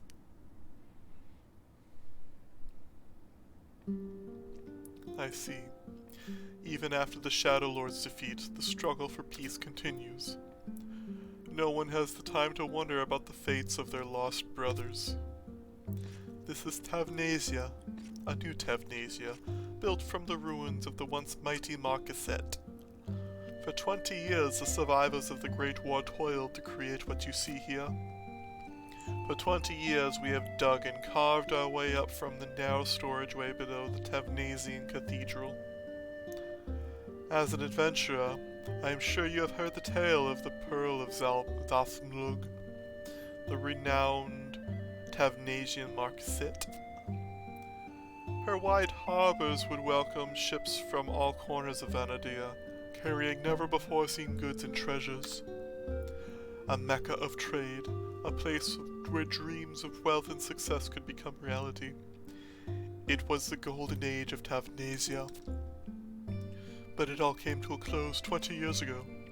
The beastmen hordes concentrated their attack on our fair nation, and when they were through, there was nothing left but a wasteland uninhabitable by even the foulest of creatures. We, too, should have met of the same fate as the Marquisate. Late in our escape from the peninsula, we made for the cathedral, where we awaited our deaths at the hand of the orcs. However, it was not the orcs who arrived, but the cardinal, Mildironsi Gurume.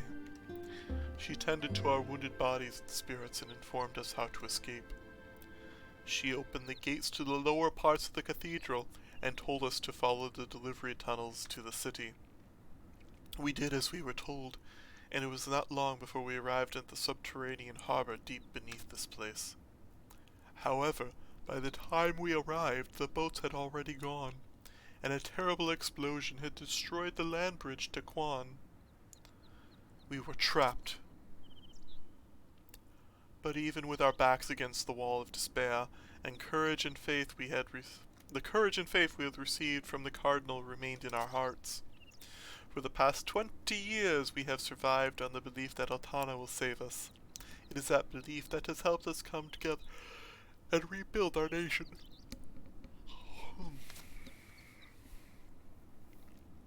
However, we still struggle to provide for even ourselves. I am sorry we cannot offer you any more than a warm welcome, but please, feel free to utilize any of our facilities. I pray that the powers that led you to Daphnasia become a blessing for both our peoples.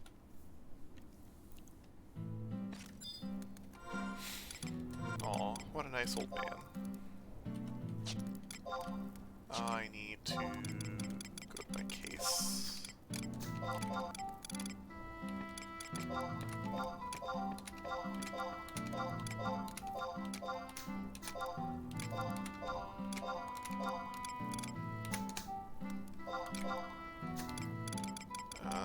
Let's see here.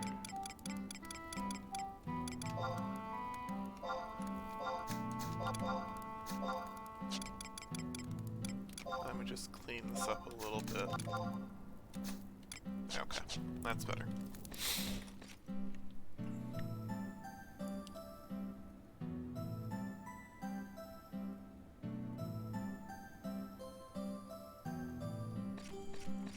Alright.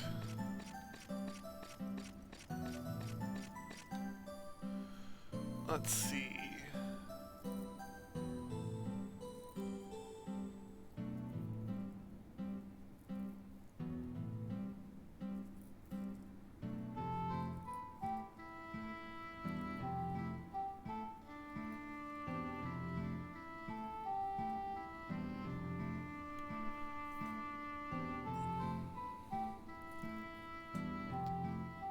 Let's see here.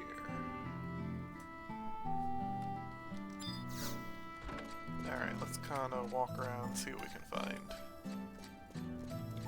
We're waiting for a girl named Prish to show up. From my understanding, Prish is the best girl. Vine's still my favorite, but we are soon going to be introduced to probably my second favorite. Let's see what Remy says. Oh, it's you again. What do you want? Can't you see I'm busy here? If you want an apology for what I said back there, well, you're not going to get one. My family's business is my family's business, and I don't need any outsiders sticking their noses into it. What, you came to inquire about my wristlet? My husband made it. He was quite a fine craftsman until we lost our daughter. Now he just wanders about the safehold, his head hung low, dreaming of a past that will never return. The engraving here? Why, it could be any kind of flower, for all I know. It's something my crazy husband simply made up, and it won't help bring back my daughter.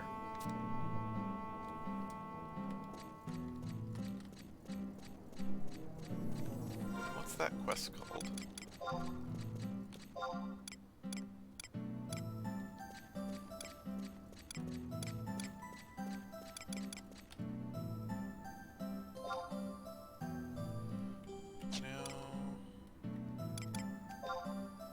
Bitter past.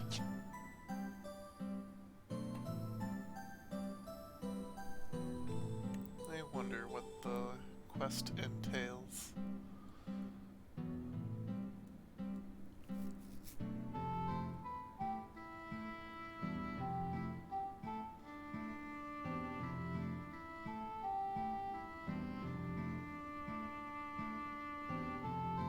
Kit.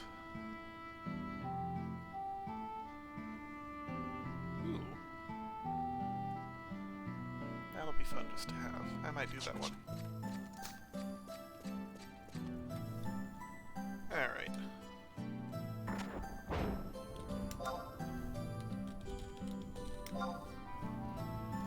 No, what's that?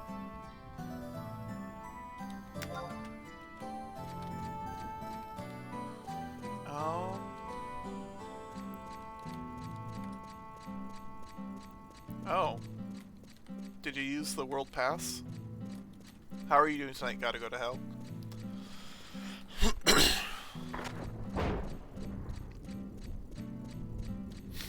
If you'd like, we can get you your experience ring right now.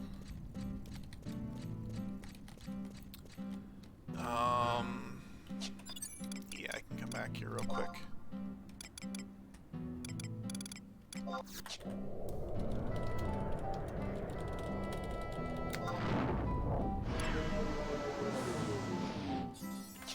Gustburg, huh? If you come to Bestock, we should be able to get you the item to give you boosted experience.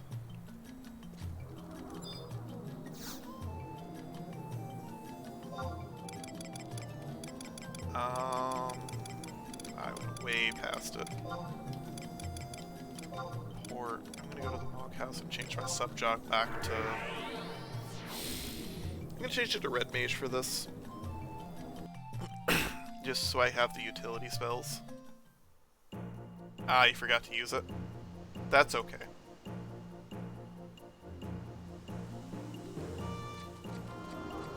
I will change my sub-job while I'm here anyways. And let me...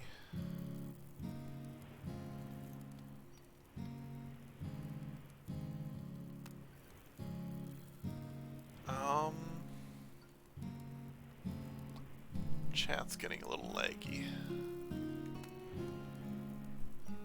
Let me see if...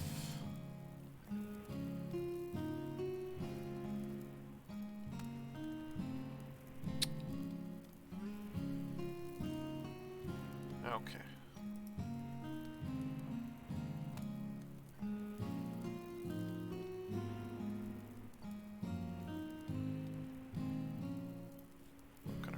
Looking around.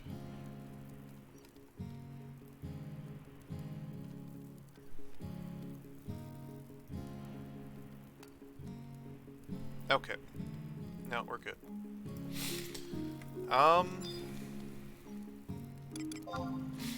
Support job, I want to do Red Mage.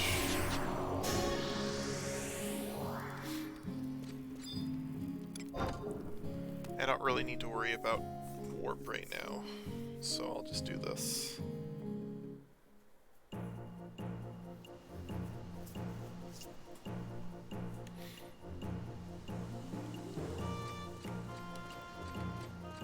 But yeah, I gotta go to hell. I don't know what your focus is going to be for this playthrough, or what all you want to do, but if you need help with anything, let me know and I'll come out and give you a hand.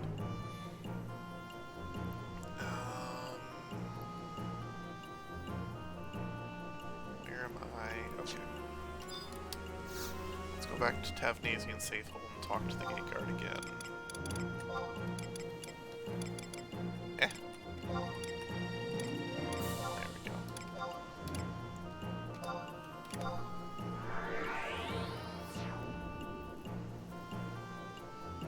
And if anybody else wanted to give the game a try and needs a world pass, we can get you one as well, so...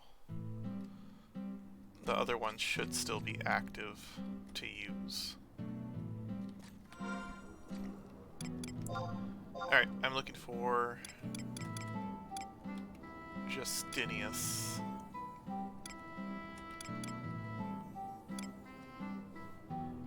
Just nowhere near here. That's fine.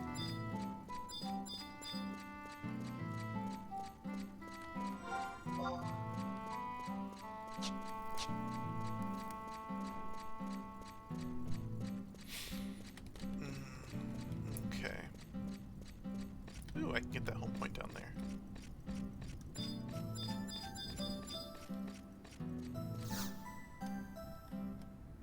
Ooh. So I see you've met with Freshek and Remini.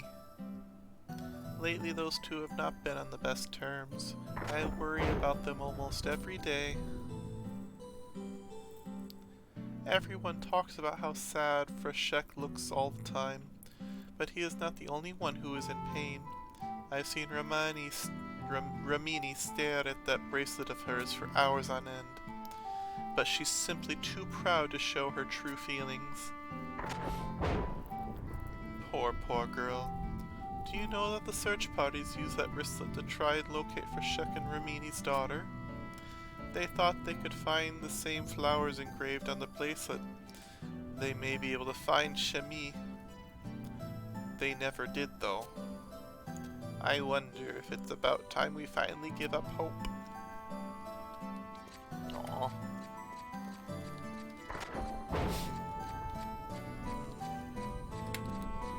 This place is pretty sad.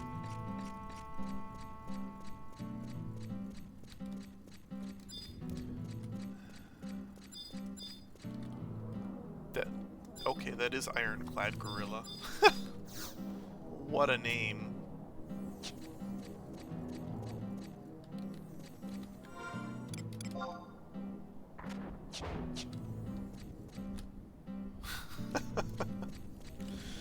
Anyways. Yeah, don't mess with Ironclad Gorilla. Sewer entrance. Sewer entrance, what could possibly go wrong?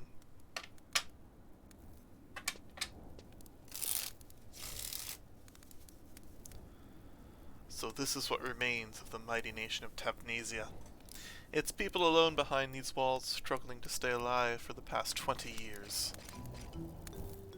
Hey you! We know who you really are! Tell us who you really are! What? Hey you, we know who you really are. Tell us who you really are. What? What? You're one of those bad rogues. You're one of those lying traitors. You're one of those evil black mages. It's time for you to be punished. Is this any place for the defenders of the Tavnesia to be? I thought you were supposed to be guarding the city in Prish's absence. Excuse me, his voice is supposed to be lower. What if she were to find that you were wandering about outside, leaving the Safehold vulnerable to attack? I could inform her when she returns. You wouldn't do that, Justinius? You couldn't do that, Justinius? I ask that you two keep your distance from that gate. On the other side lie the Fulmuna aqueducts, located beneath the cathedral. It was once a peaceful place, however. Now it is nothing more than a haven for fiends. There are even rumors that a terrible Minotaur has taken a nest in the aqueduct's depths. It is only a matter of time before the beast breaks through the gate and comes to terrorize our city. There have been talks about sending a party down to slay the monster, however. We cannot take action until Prish has returned. The Tavnesian Cathedral. I know! We can use those two as bait for the Minotaur! Yeah! They'll surely be sentenced to death once Prish gets back, right? And if they're gonna die anyways, why not put them to good use? Quiet, you three! You need not worry. I doubt your punishment will be harsh. In the past, there have been others like you who washed up on our shores. Most of them still reside among us. No. Why not let us attempt to rid the city of its pest problem? What is this, you say? Adventurers travel the world in search of new challenges. If defeating this Minotaur can help us gain the trust of your people, we would be fools to not try. Do you really think you will be able to defeat the monster? I do not know the extent of your skills in this world, but I can guarantee things will not be the same once you pass through the gate. Well, of course we can beat it. Understood. This key will open the gate and allow you passage to the aqueducts. We shall see if you are to be trusted. However, I warn you, Do not venture deeper than you must, for great evil lurks in the darkness. There will be no rescue parties in the event that you fail to return. Aw, that's nice of him. Alright, I'm gonna go grab the final cup of coffee and then we're gonna go slay a Minotaur. 1 second.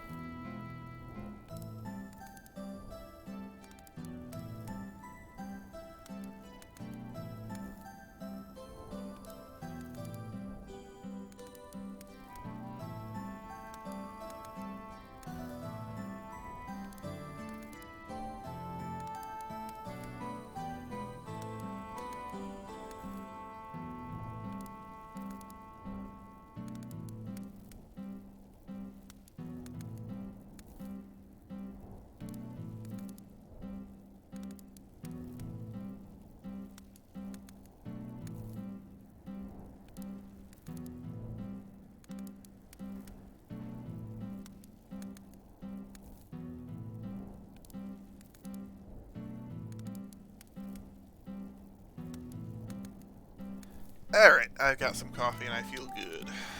So, let's proceed and see if we can't defeat a Minotaur.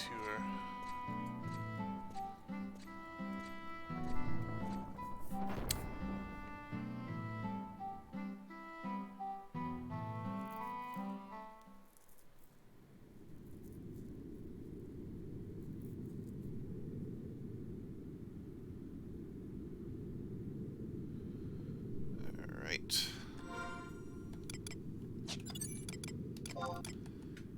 Now, in these later expansions, some of these areas, the enemies can cast Curse, which is really annoying. So we will probably end up having Uran or Ran out pretty often. I don't need the other trusts for a while, but Uran can heal me of Curse, which will save me a lot of stress. I think my dragon can actually... No, my sub-job's Red Mage. I think my dragon can also heal me when I use a skill. Is this a... Yes, survival guide.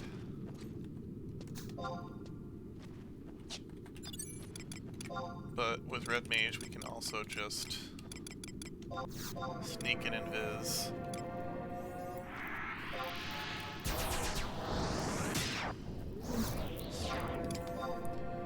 And not worry about it.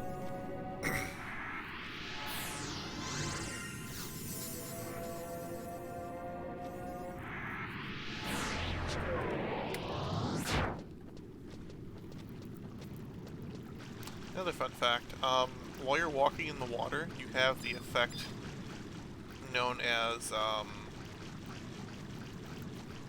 what is it called here? Deodorize. So enemies that track by smell cannot track you through the water.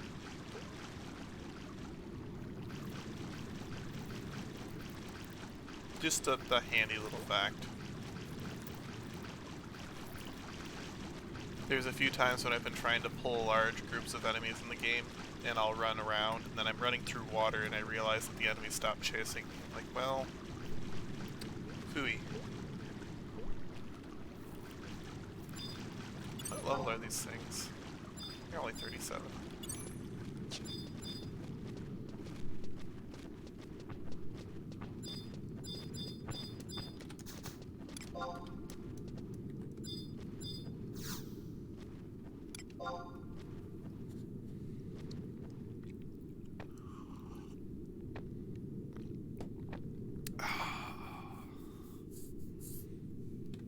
They put an entire cutscene for climbing the ladder.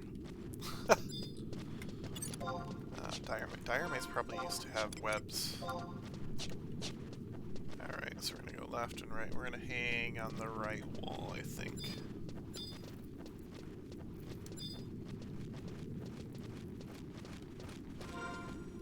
And we're gonna not fall down this hole. Oh, that's not a hole.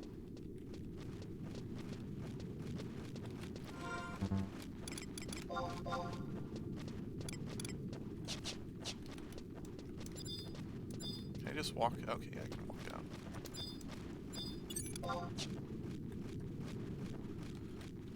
Alright, these guys are too weak, so we're fine.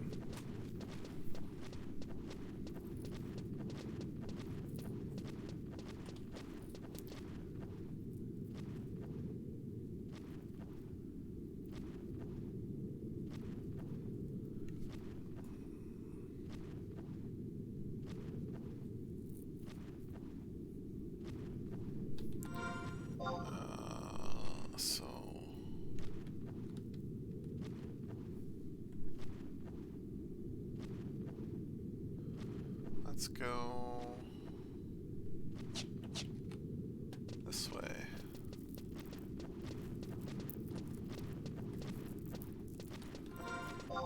Do I get dots on things not on the map? Yeah.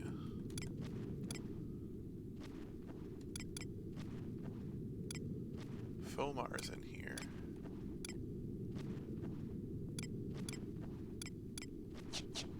Can't see anything quite yet, but we're close.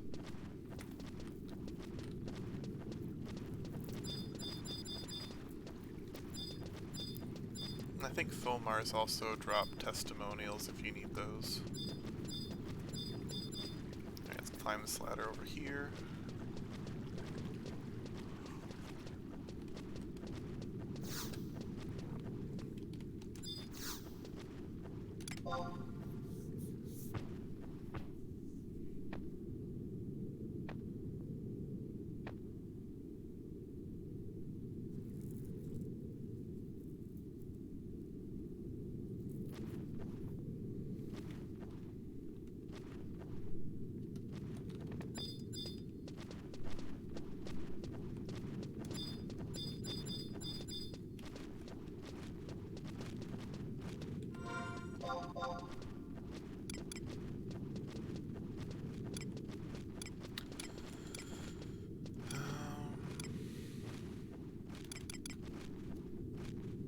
He's way up there.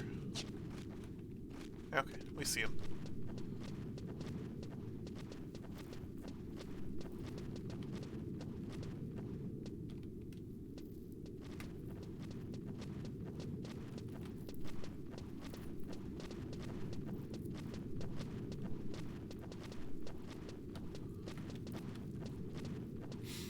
So, yeah. I don't know if there's anything else to talk about right now.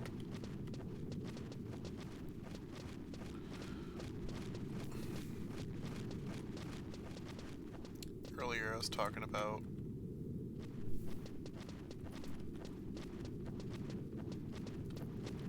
all sorts of stuff. Let's see.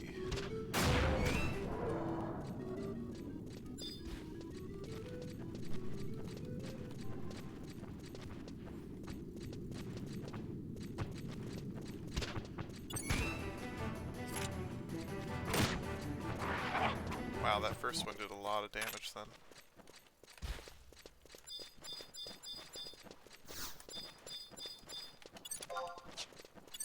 Ooh. Bang. Bang.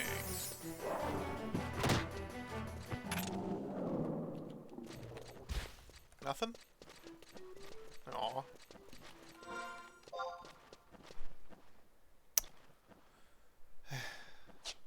I was really hoping there was something from that.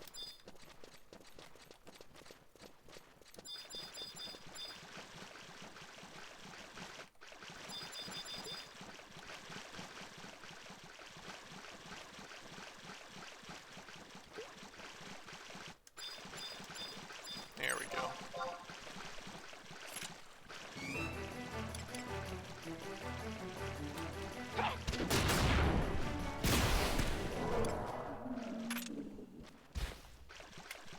Alright, that's that.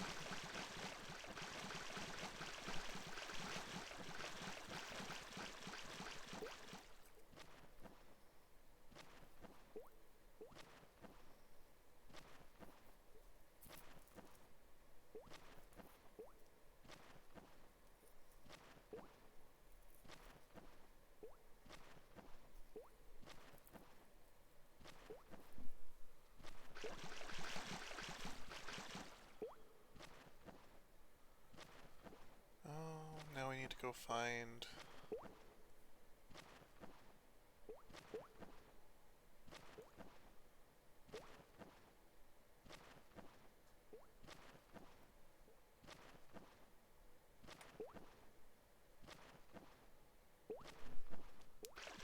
Okay.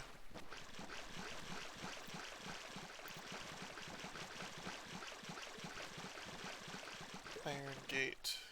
Second map, G8.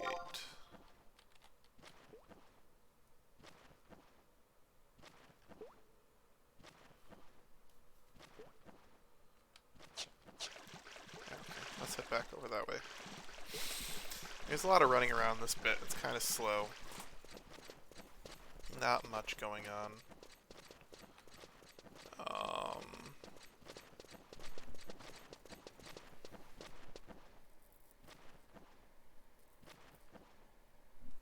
K5. Take the ladder. Drop in G6.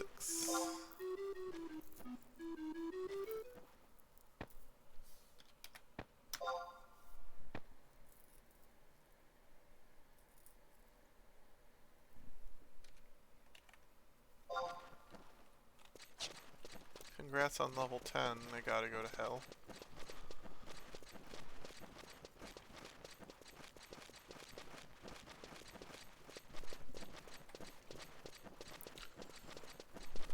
G6.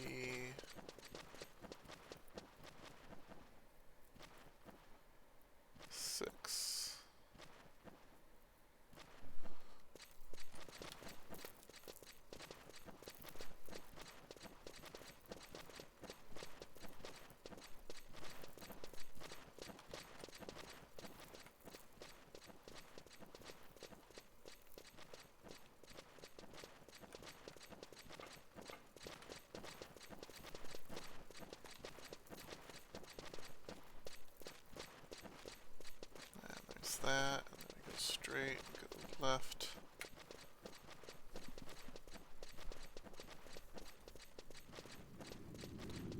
Make sure we don't fall down here.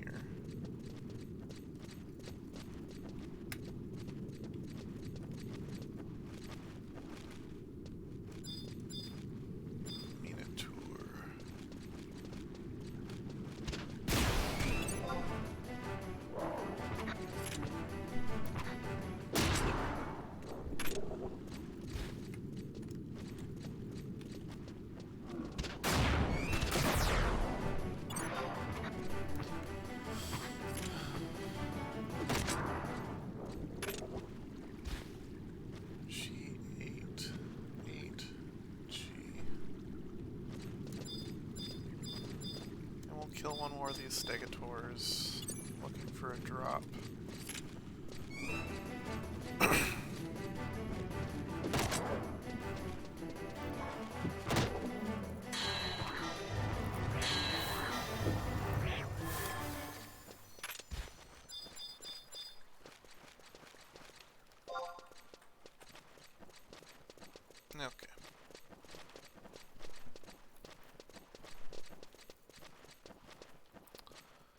So we can fall at G here at G6, but we don't want to fall here.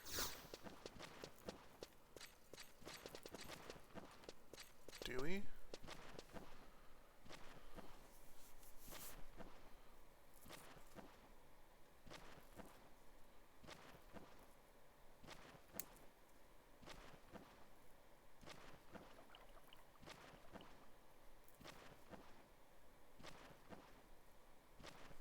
I need to fight Fomars. Were there any Fomars back here? I only saw bats.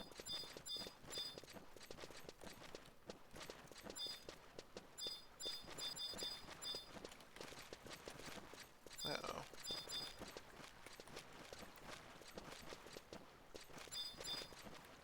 See if we can't find a bronze key.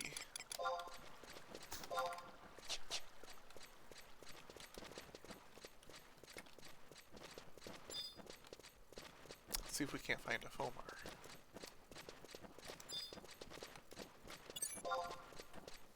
Yeah, he's so small. It's an entire Fomar party. Do I have TP? Yes.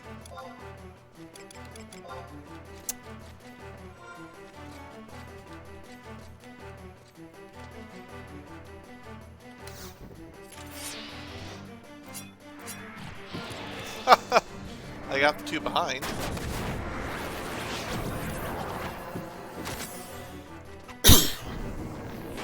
Cancer Centaur. Shakudo Ingot.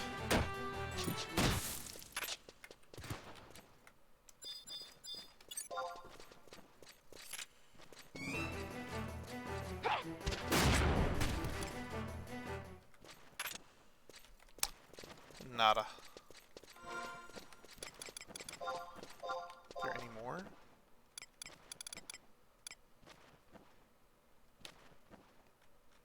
Not here. There's more back there. We may have to just wait for these to respawn. Oh, here's a monk. Hey, monk.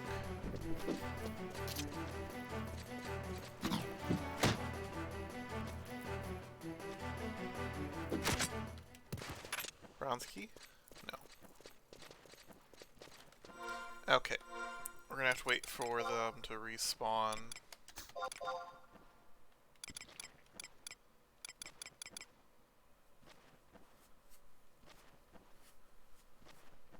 That's interesting.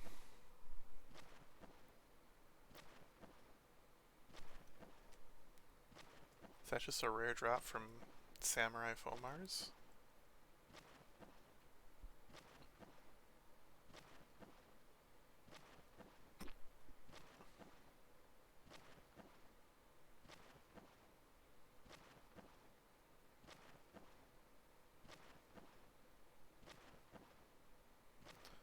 Let's see.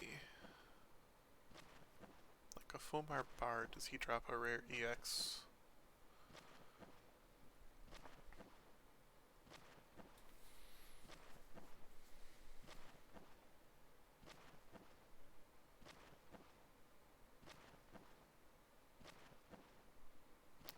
Yeah.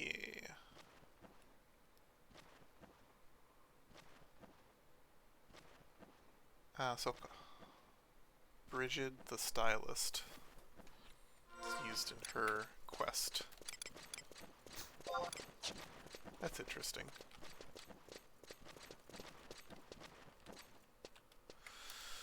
So, how is everybody doing tonight?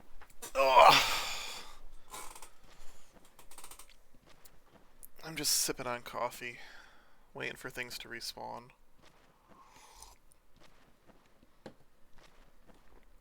Yeah, no. Living the life.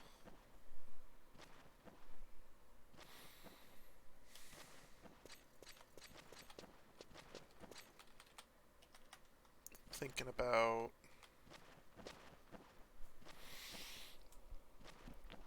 Oh, what was it today? There was something that was really bugging me today. I'm trying to think of what it was. I mean, it's a good thing if I don't even remember it anymore. That means I got over it.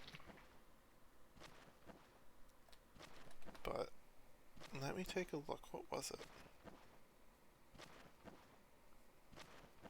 Something I read, and I ended up replying with the word asinine like 2 or 4 times.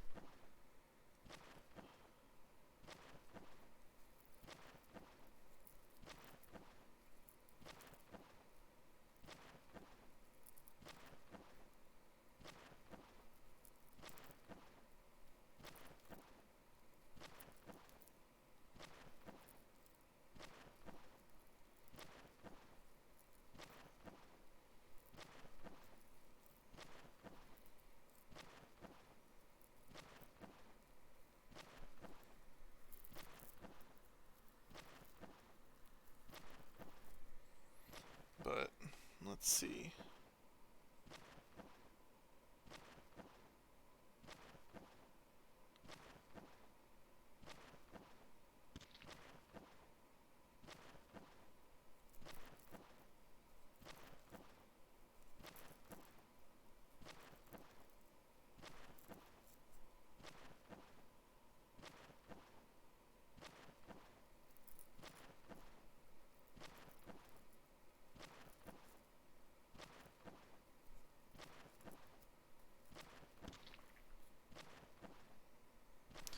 Oh, we were talking. I got into a conversation about parasocial relationships. So, relationships that you have with people online, especially like streaming and stuff like that, so people in chat, people that you meet online, it's... in some cases it forms a certain type of relational expectation, but it's someone that you don't actually know who they are. So like it's not really a relationship,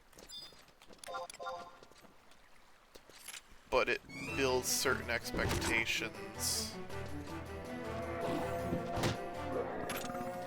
between people, or between the person and the one person and the other person that they perceive to have a relationship with. And it's similar to like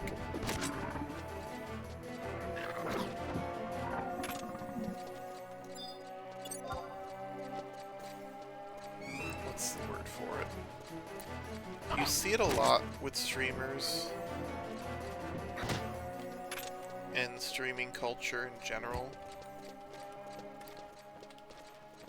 where it's turned into like a higher tier of gig culture. Gig culture being like DoorDash and stuff like that, where you have someone that's independently using infrastructure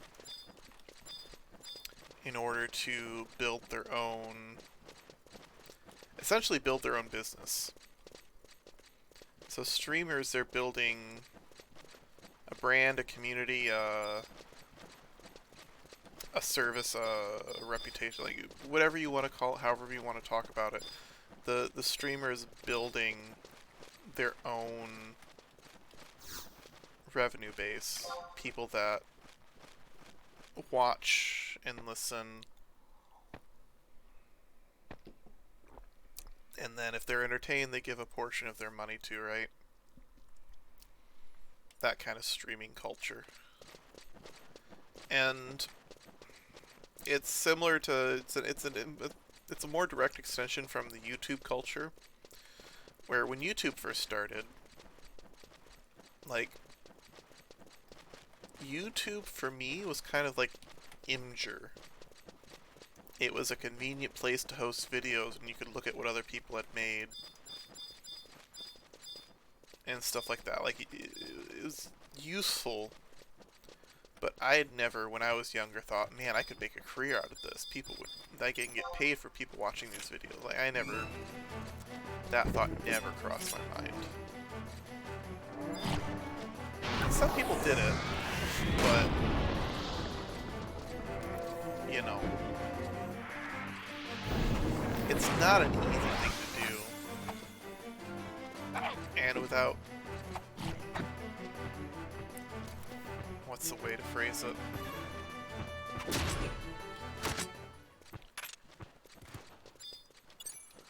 Without a certain amount of backing, it's a very difficult thing to get into. Or it was, at least in the beginning. Now, so a lot of younger creators today got into it when they were very young, and they started building a following when they were in school. They were still like, it was a side gig, it was a side project. They weren't doing it as a primary source of income. And as they were studying and as things got bigger, eventually it turned into they could support themselves with it. And so they started to, and they did.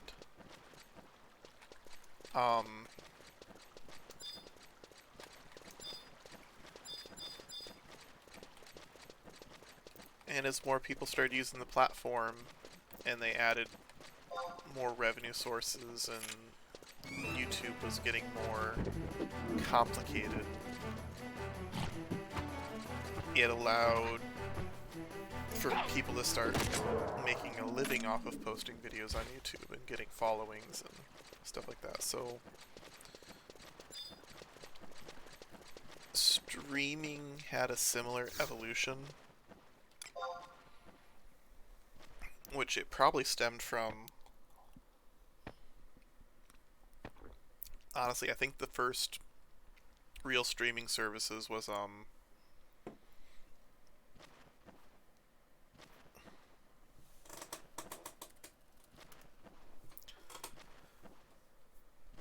what is it?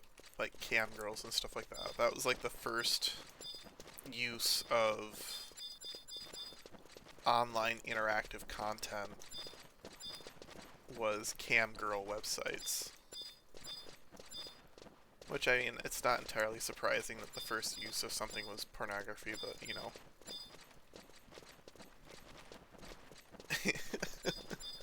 Like, of course it was. But that was, like, years and years ago, and it was... In that sense, it was kind of like a... It was the only use at first. It wasn't until... And that was with, like, really bad webcams, back before I was even old enough to get on those sites. Not that there was ever really an age restriction, because you just hit a yes button, but at that time, you had dial-up internet, where you had to block the phone line in order to use the internet. So, it was disruptive to be on, and everybody was aware that you were online, so it was more, in that sense, it was more restrictive to what you could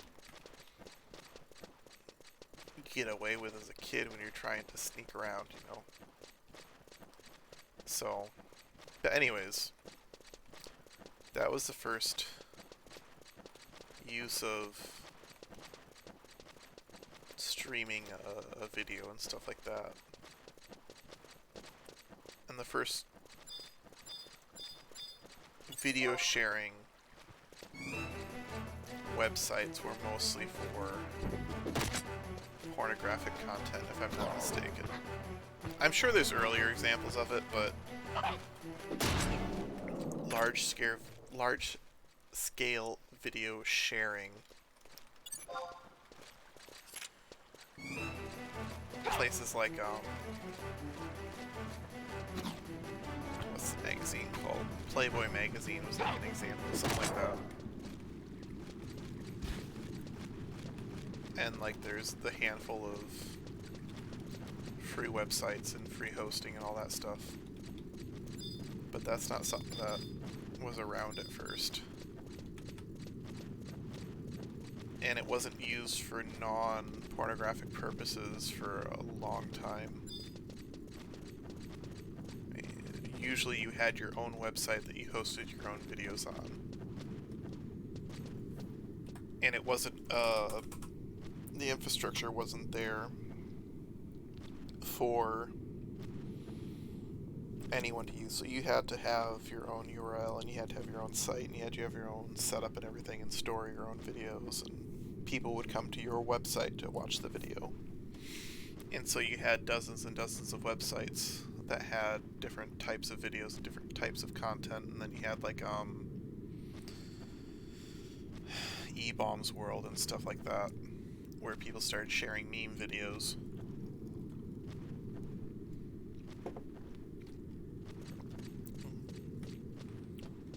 But it wasn't really until YouTube that a unified structure for the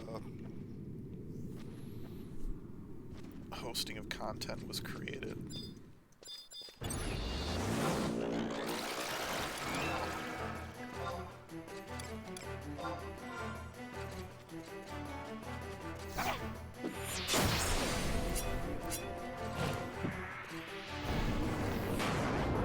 Alright, I need a bronze key. That is not what I need. I need a bronze key.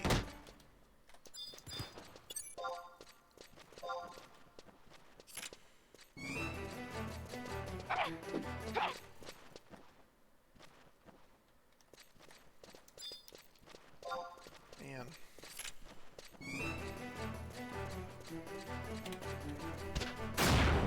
Bronze key. Come on. I think there's one more over here, maybe. Nope.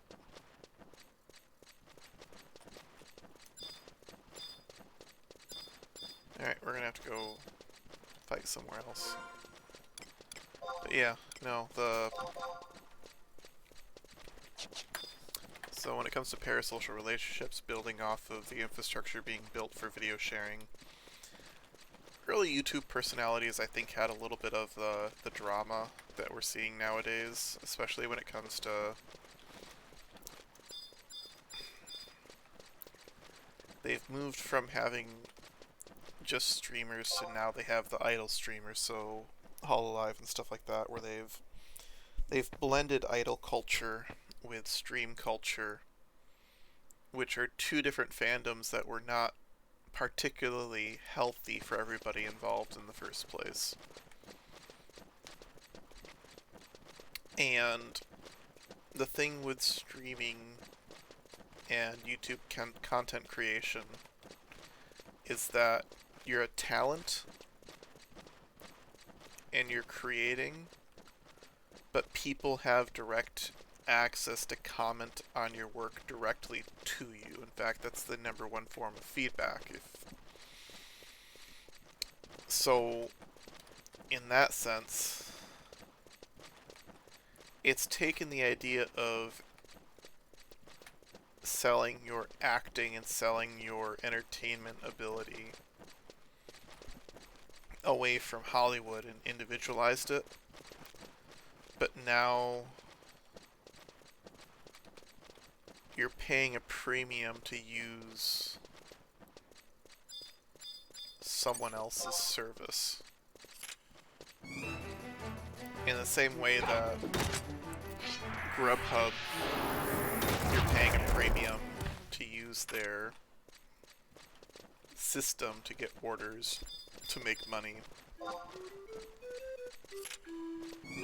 You now have people using YouTube and their web structure and making money off of the ad share revenue, ad revenue sharing and stuff like that. And with more and more people wanting to get into it, it makes it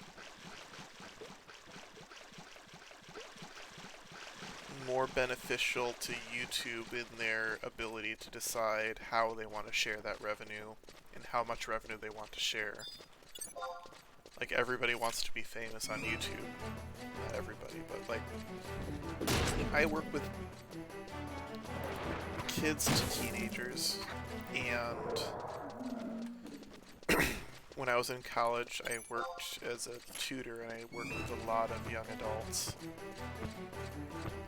And the idea of being able to create stuff on YouTube or TikTok or Instagram wasn't uncommon.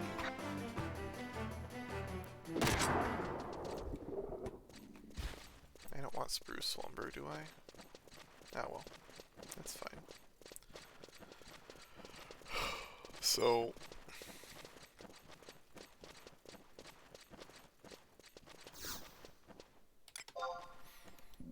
now you have the talent being removed from the agencies and be given direct control over their creative ability.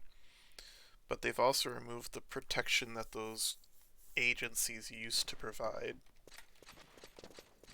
And it's, in effect, removing creative talent's ability to... what's the phrase? It's removing some of their ability to collectively bargain. Because it used to be that, you know, different types of agencies would get different types or different levels of talent. And if you needed something in particular, you went to a different agency and you looked for what talent they had. So if you wanted a Shakespearean actor, like Star Trek was infamous for having just entire casts of Shakespearean actors that weren't necessarily known in television, but in terms of acting ability, you know, they were top-notch. So you had, like, Patrick Stewart was a relatively famous actor in every sense of the word well before he did Star Trek. But he was also a Shakespearean stage actor. And so the people that knew him was relatively limited, which made him less expensive when it came to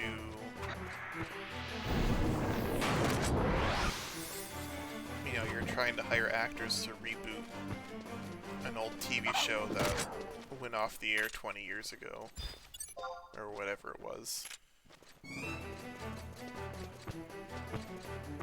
Maybe 30 years ago. Star Trek is a beloved series, but its audience was quite small back in the day.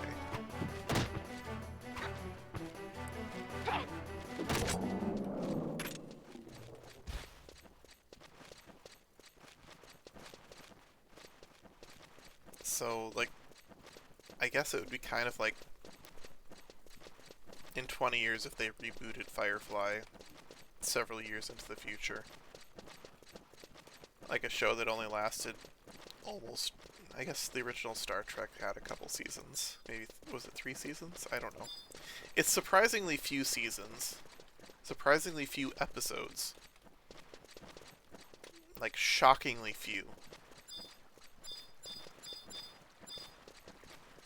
And so when they took the risk to remake it, I think they went with Shakespearean actors because they could get top-tier acting talent that wasn't at Hollywood prices.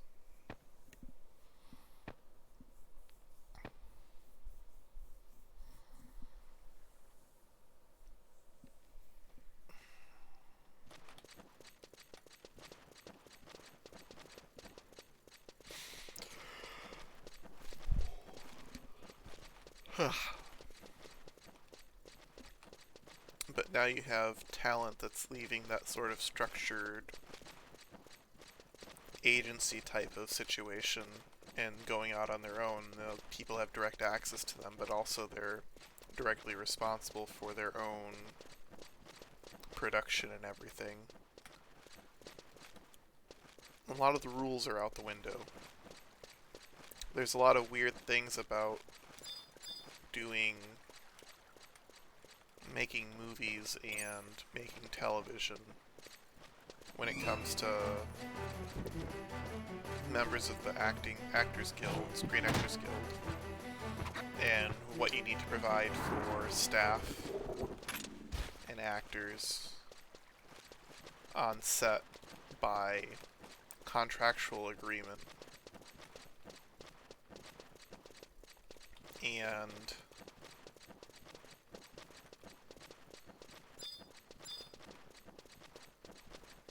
it's sort of been removed from, you know, you have a platform like YouTube where there is no guild, there is no structure,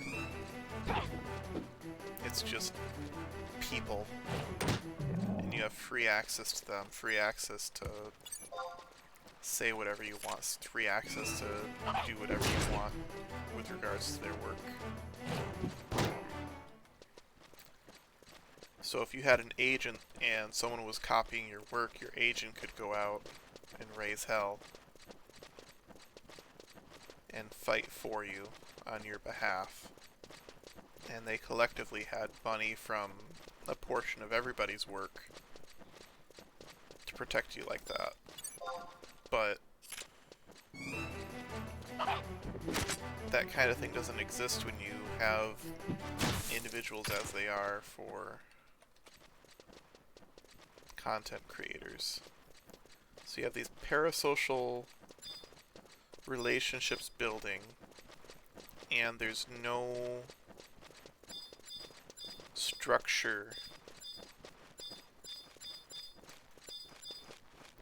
to separate the content creator from the fan base.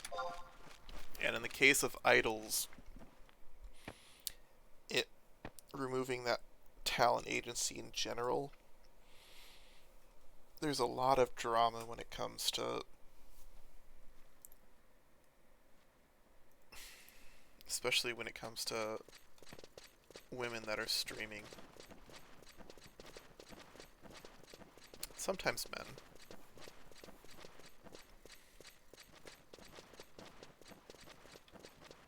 But it's not uncommon to get a news story about some creep donated $60,000-$70,000 to a streamer and is upset that that streamer isn't in love with him despite all the money he's given her. Like, that's a common story.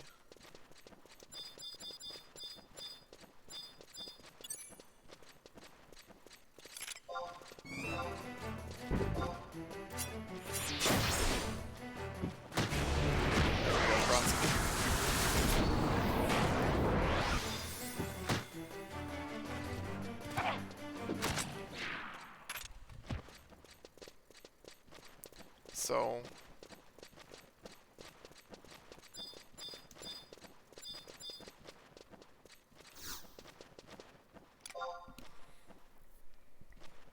with the parasocial relationships,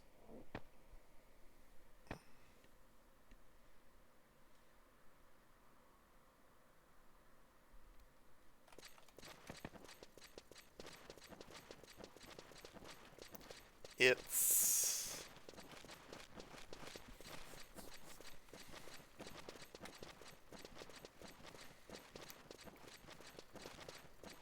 on the one hand, people should know better. There is a separation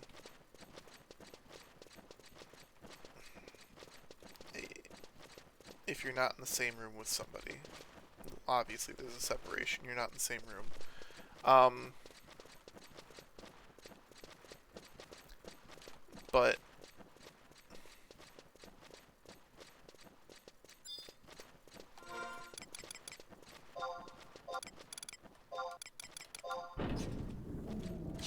now it broke. Oh well.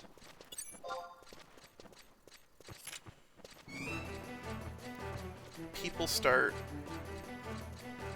giving money to... It happens with girls in particular a lot. It's less likely to happen with men, it seems.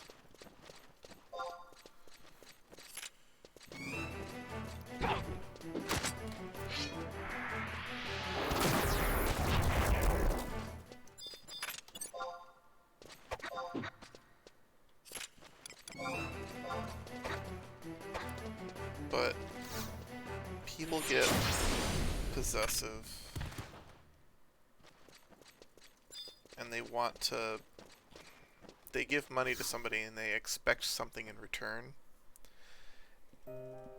Oh, cutscene.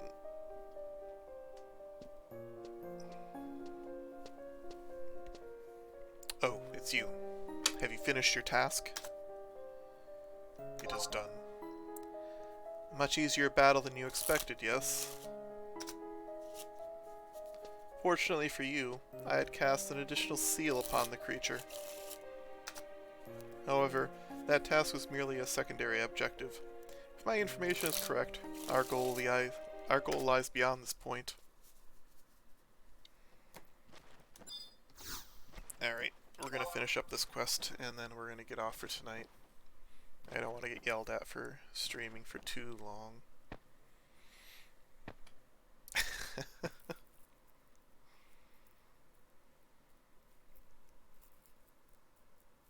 Last week I streamed for 5 hours one night. I got an earful.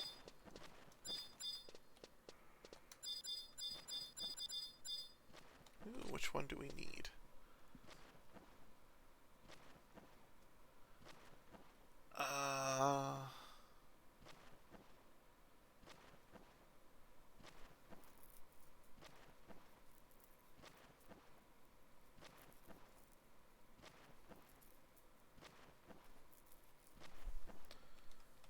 North.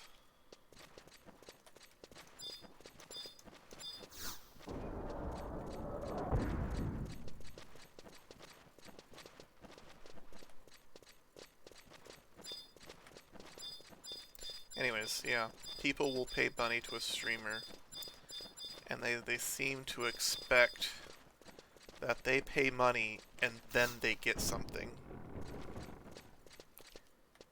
And, like, I don't think that's a healthy way to look at it.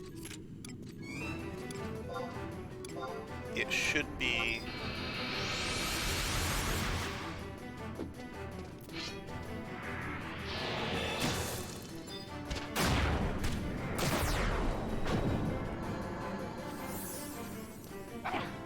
It should be, I got entertainment from this, therefore I'm going to give you money for what I already received. That's generally...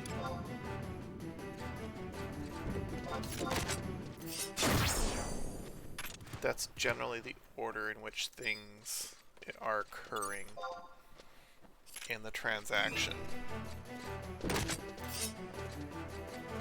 But there are some people that will watch a streamer and they'll be like, that streamer stopped streaming every month and I'm paying for them. They're not every month, every day. And I pay for them to stream X, Y, Z, or this much time, or whatever. And they're cheating me because they're not streaming for this or that amount of time, or they're not doing this type of stream, or they're not doing that kind of stream.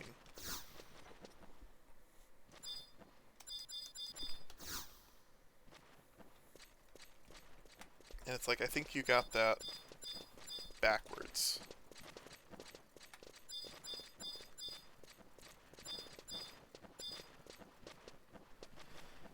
I don't think you pay money to the streamer and then they owe you something. I think you watch the stream and you're like, man, I'm so grateful for what they have provided for me that I'm going to give back to them. And then you give them money for what they have already given you.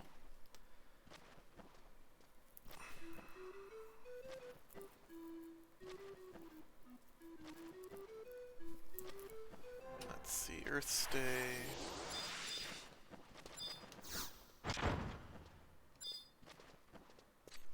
It's fire.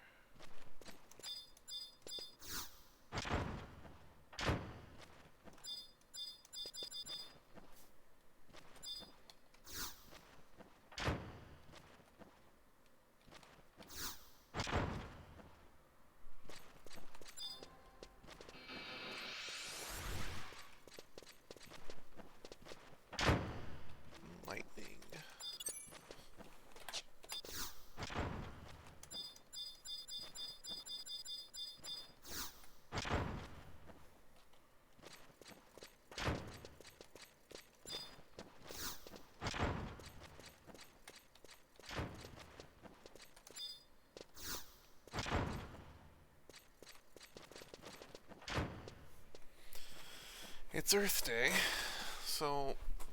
Oh, that was wind. Get the next one.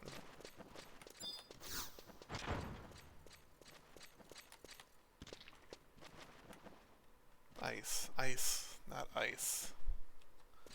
The next one. Lightning. Thunder. Earth. There we go. And we'll click on this door. I think this will be our last cutscene for tonight.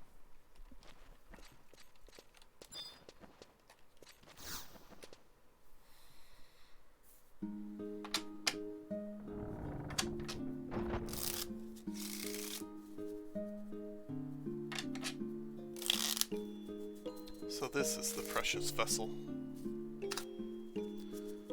But what is such an important object doing in a place like this? In any case, it should prove to be a valuable asset.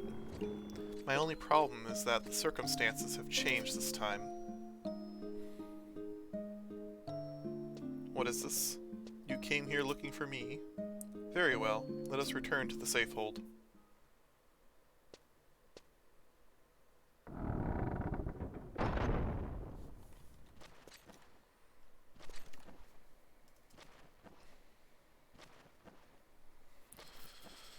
Alright.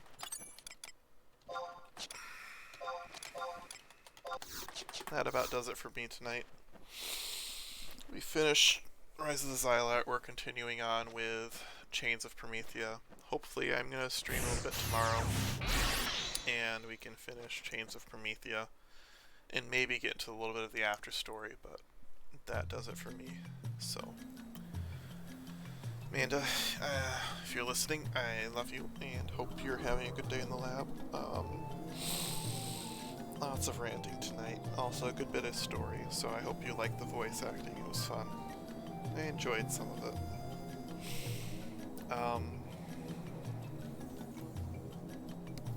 I will continue with the story, and I hope you are enjoying it too, so... Anyways, anybody still listening, thank you, have a great night, and good night.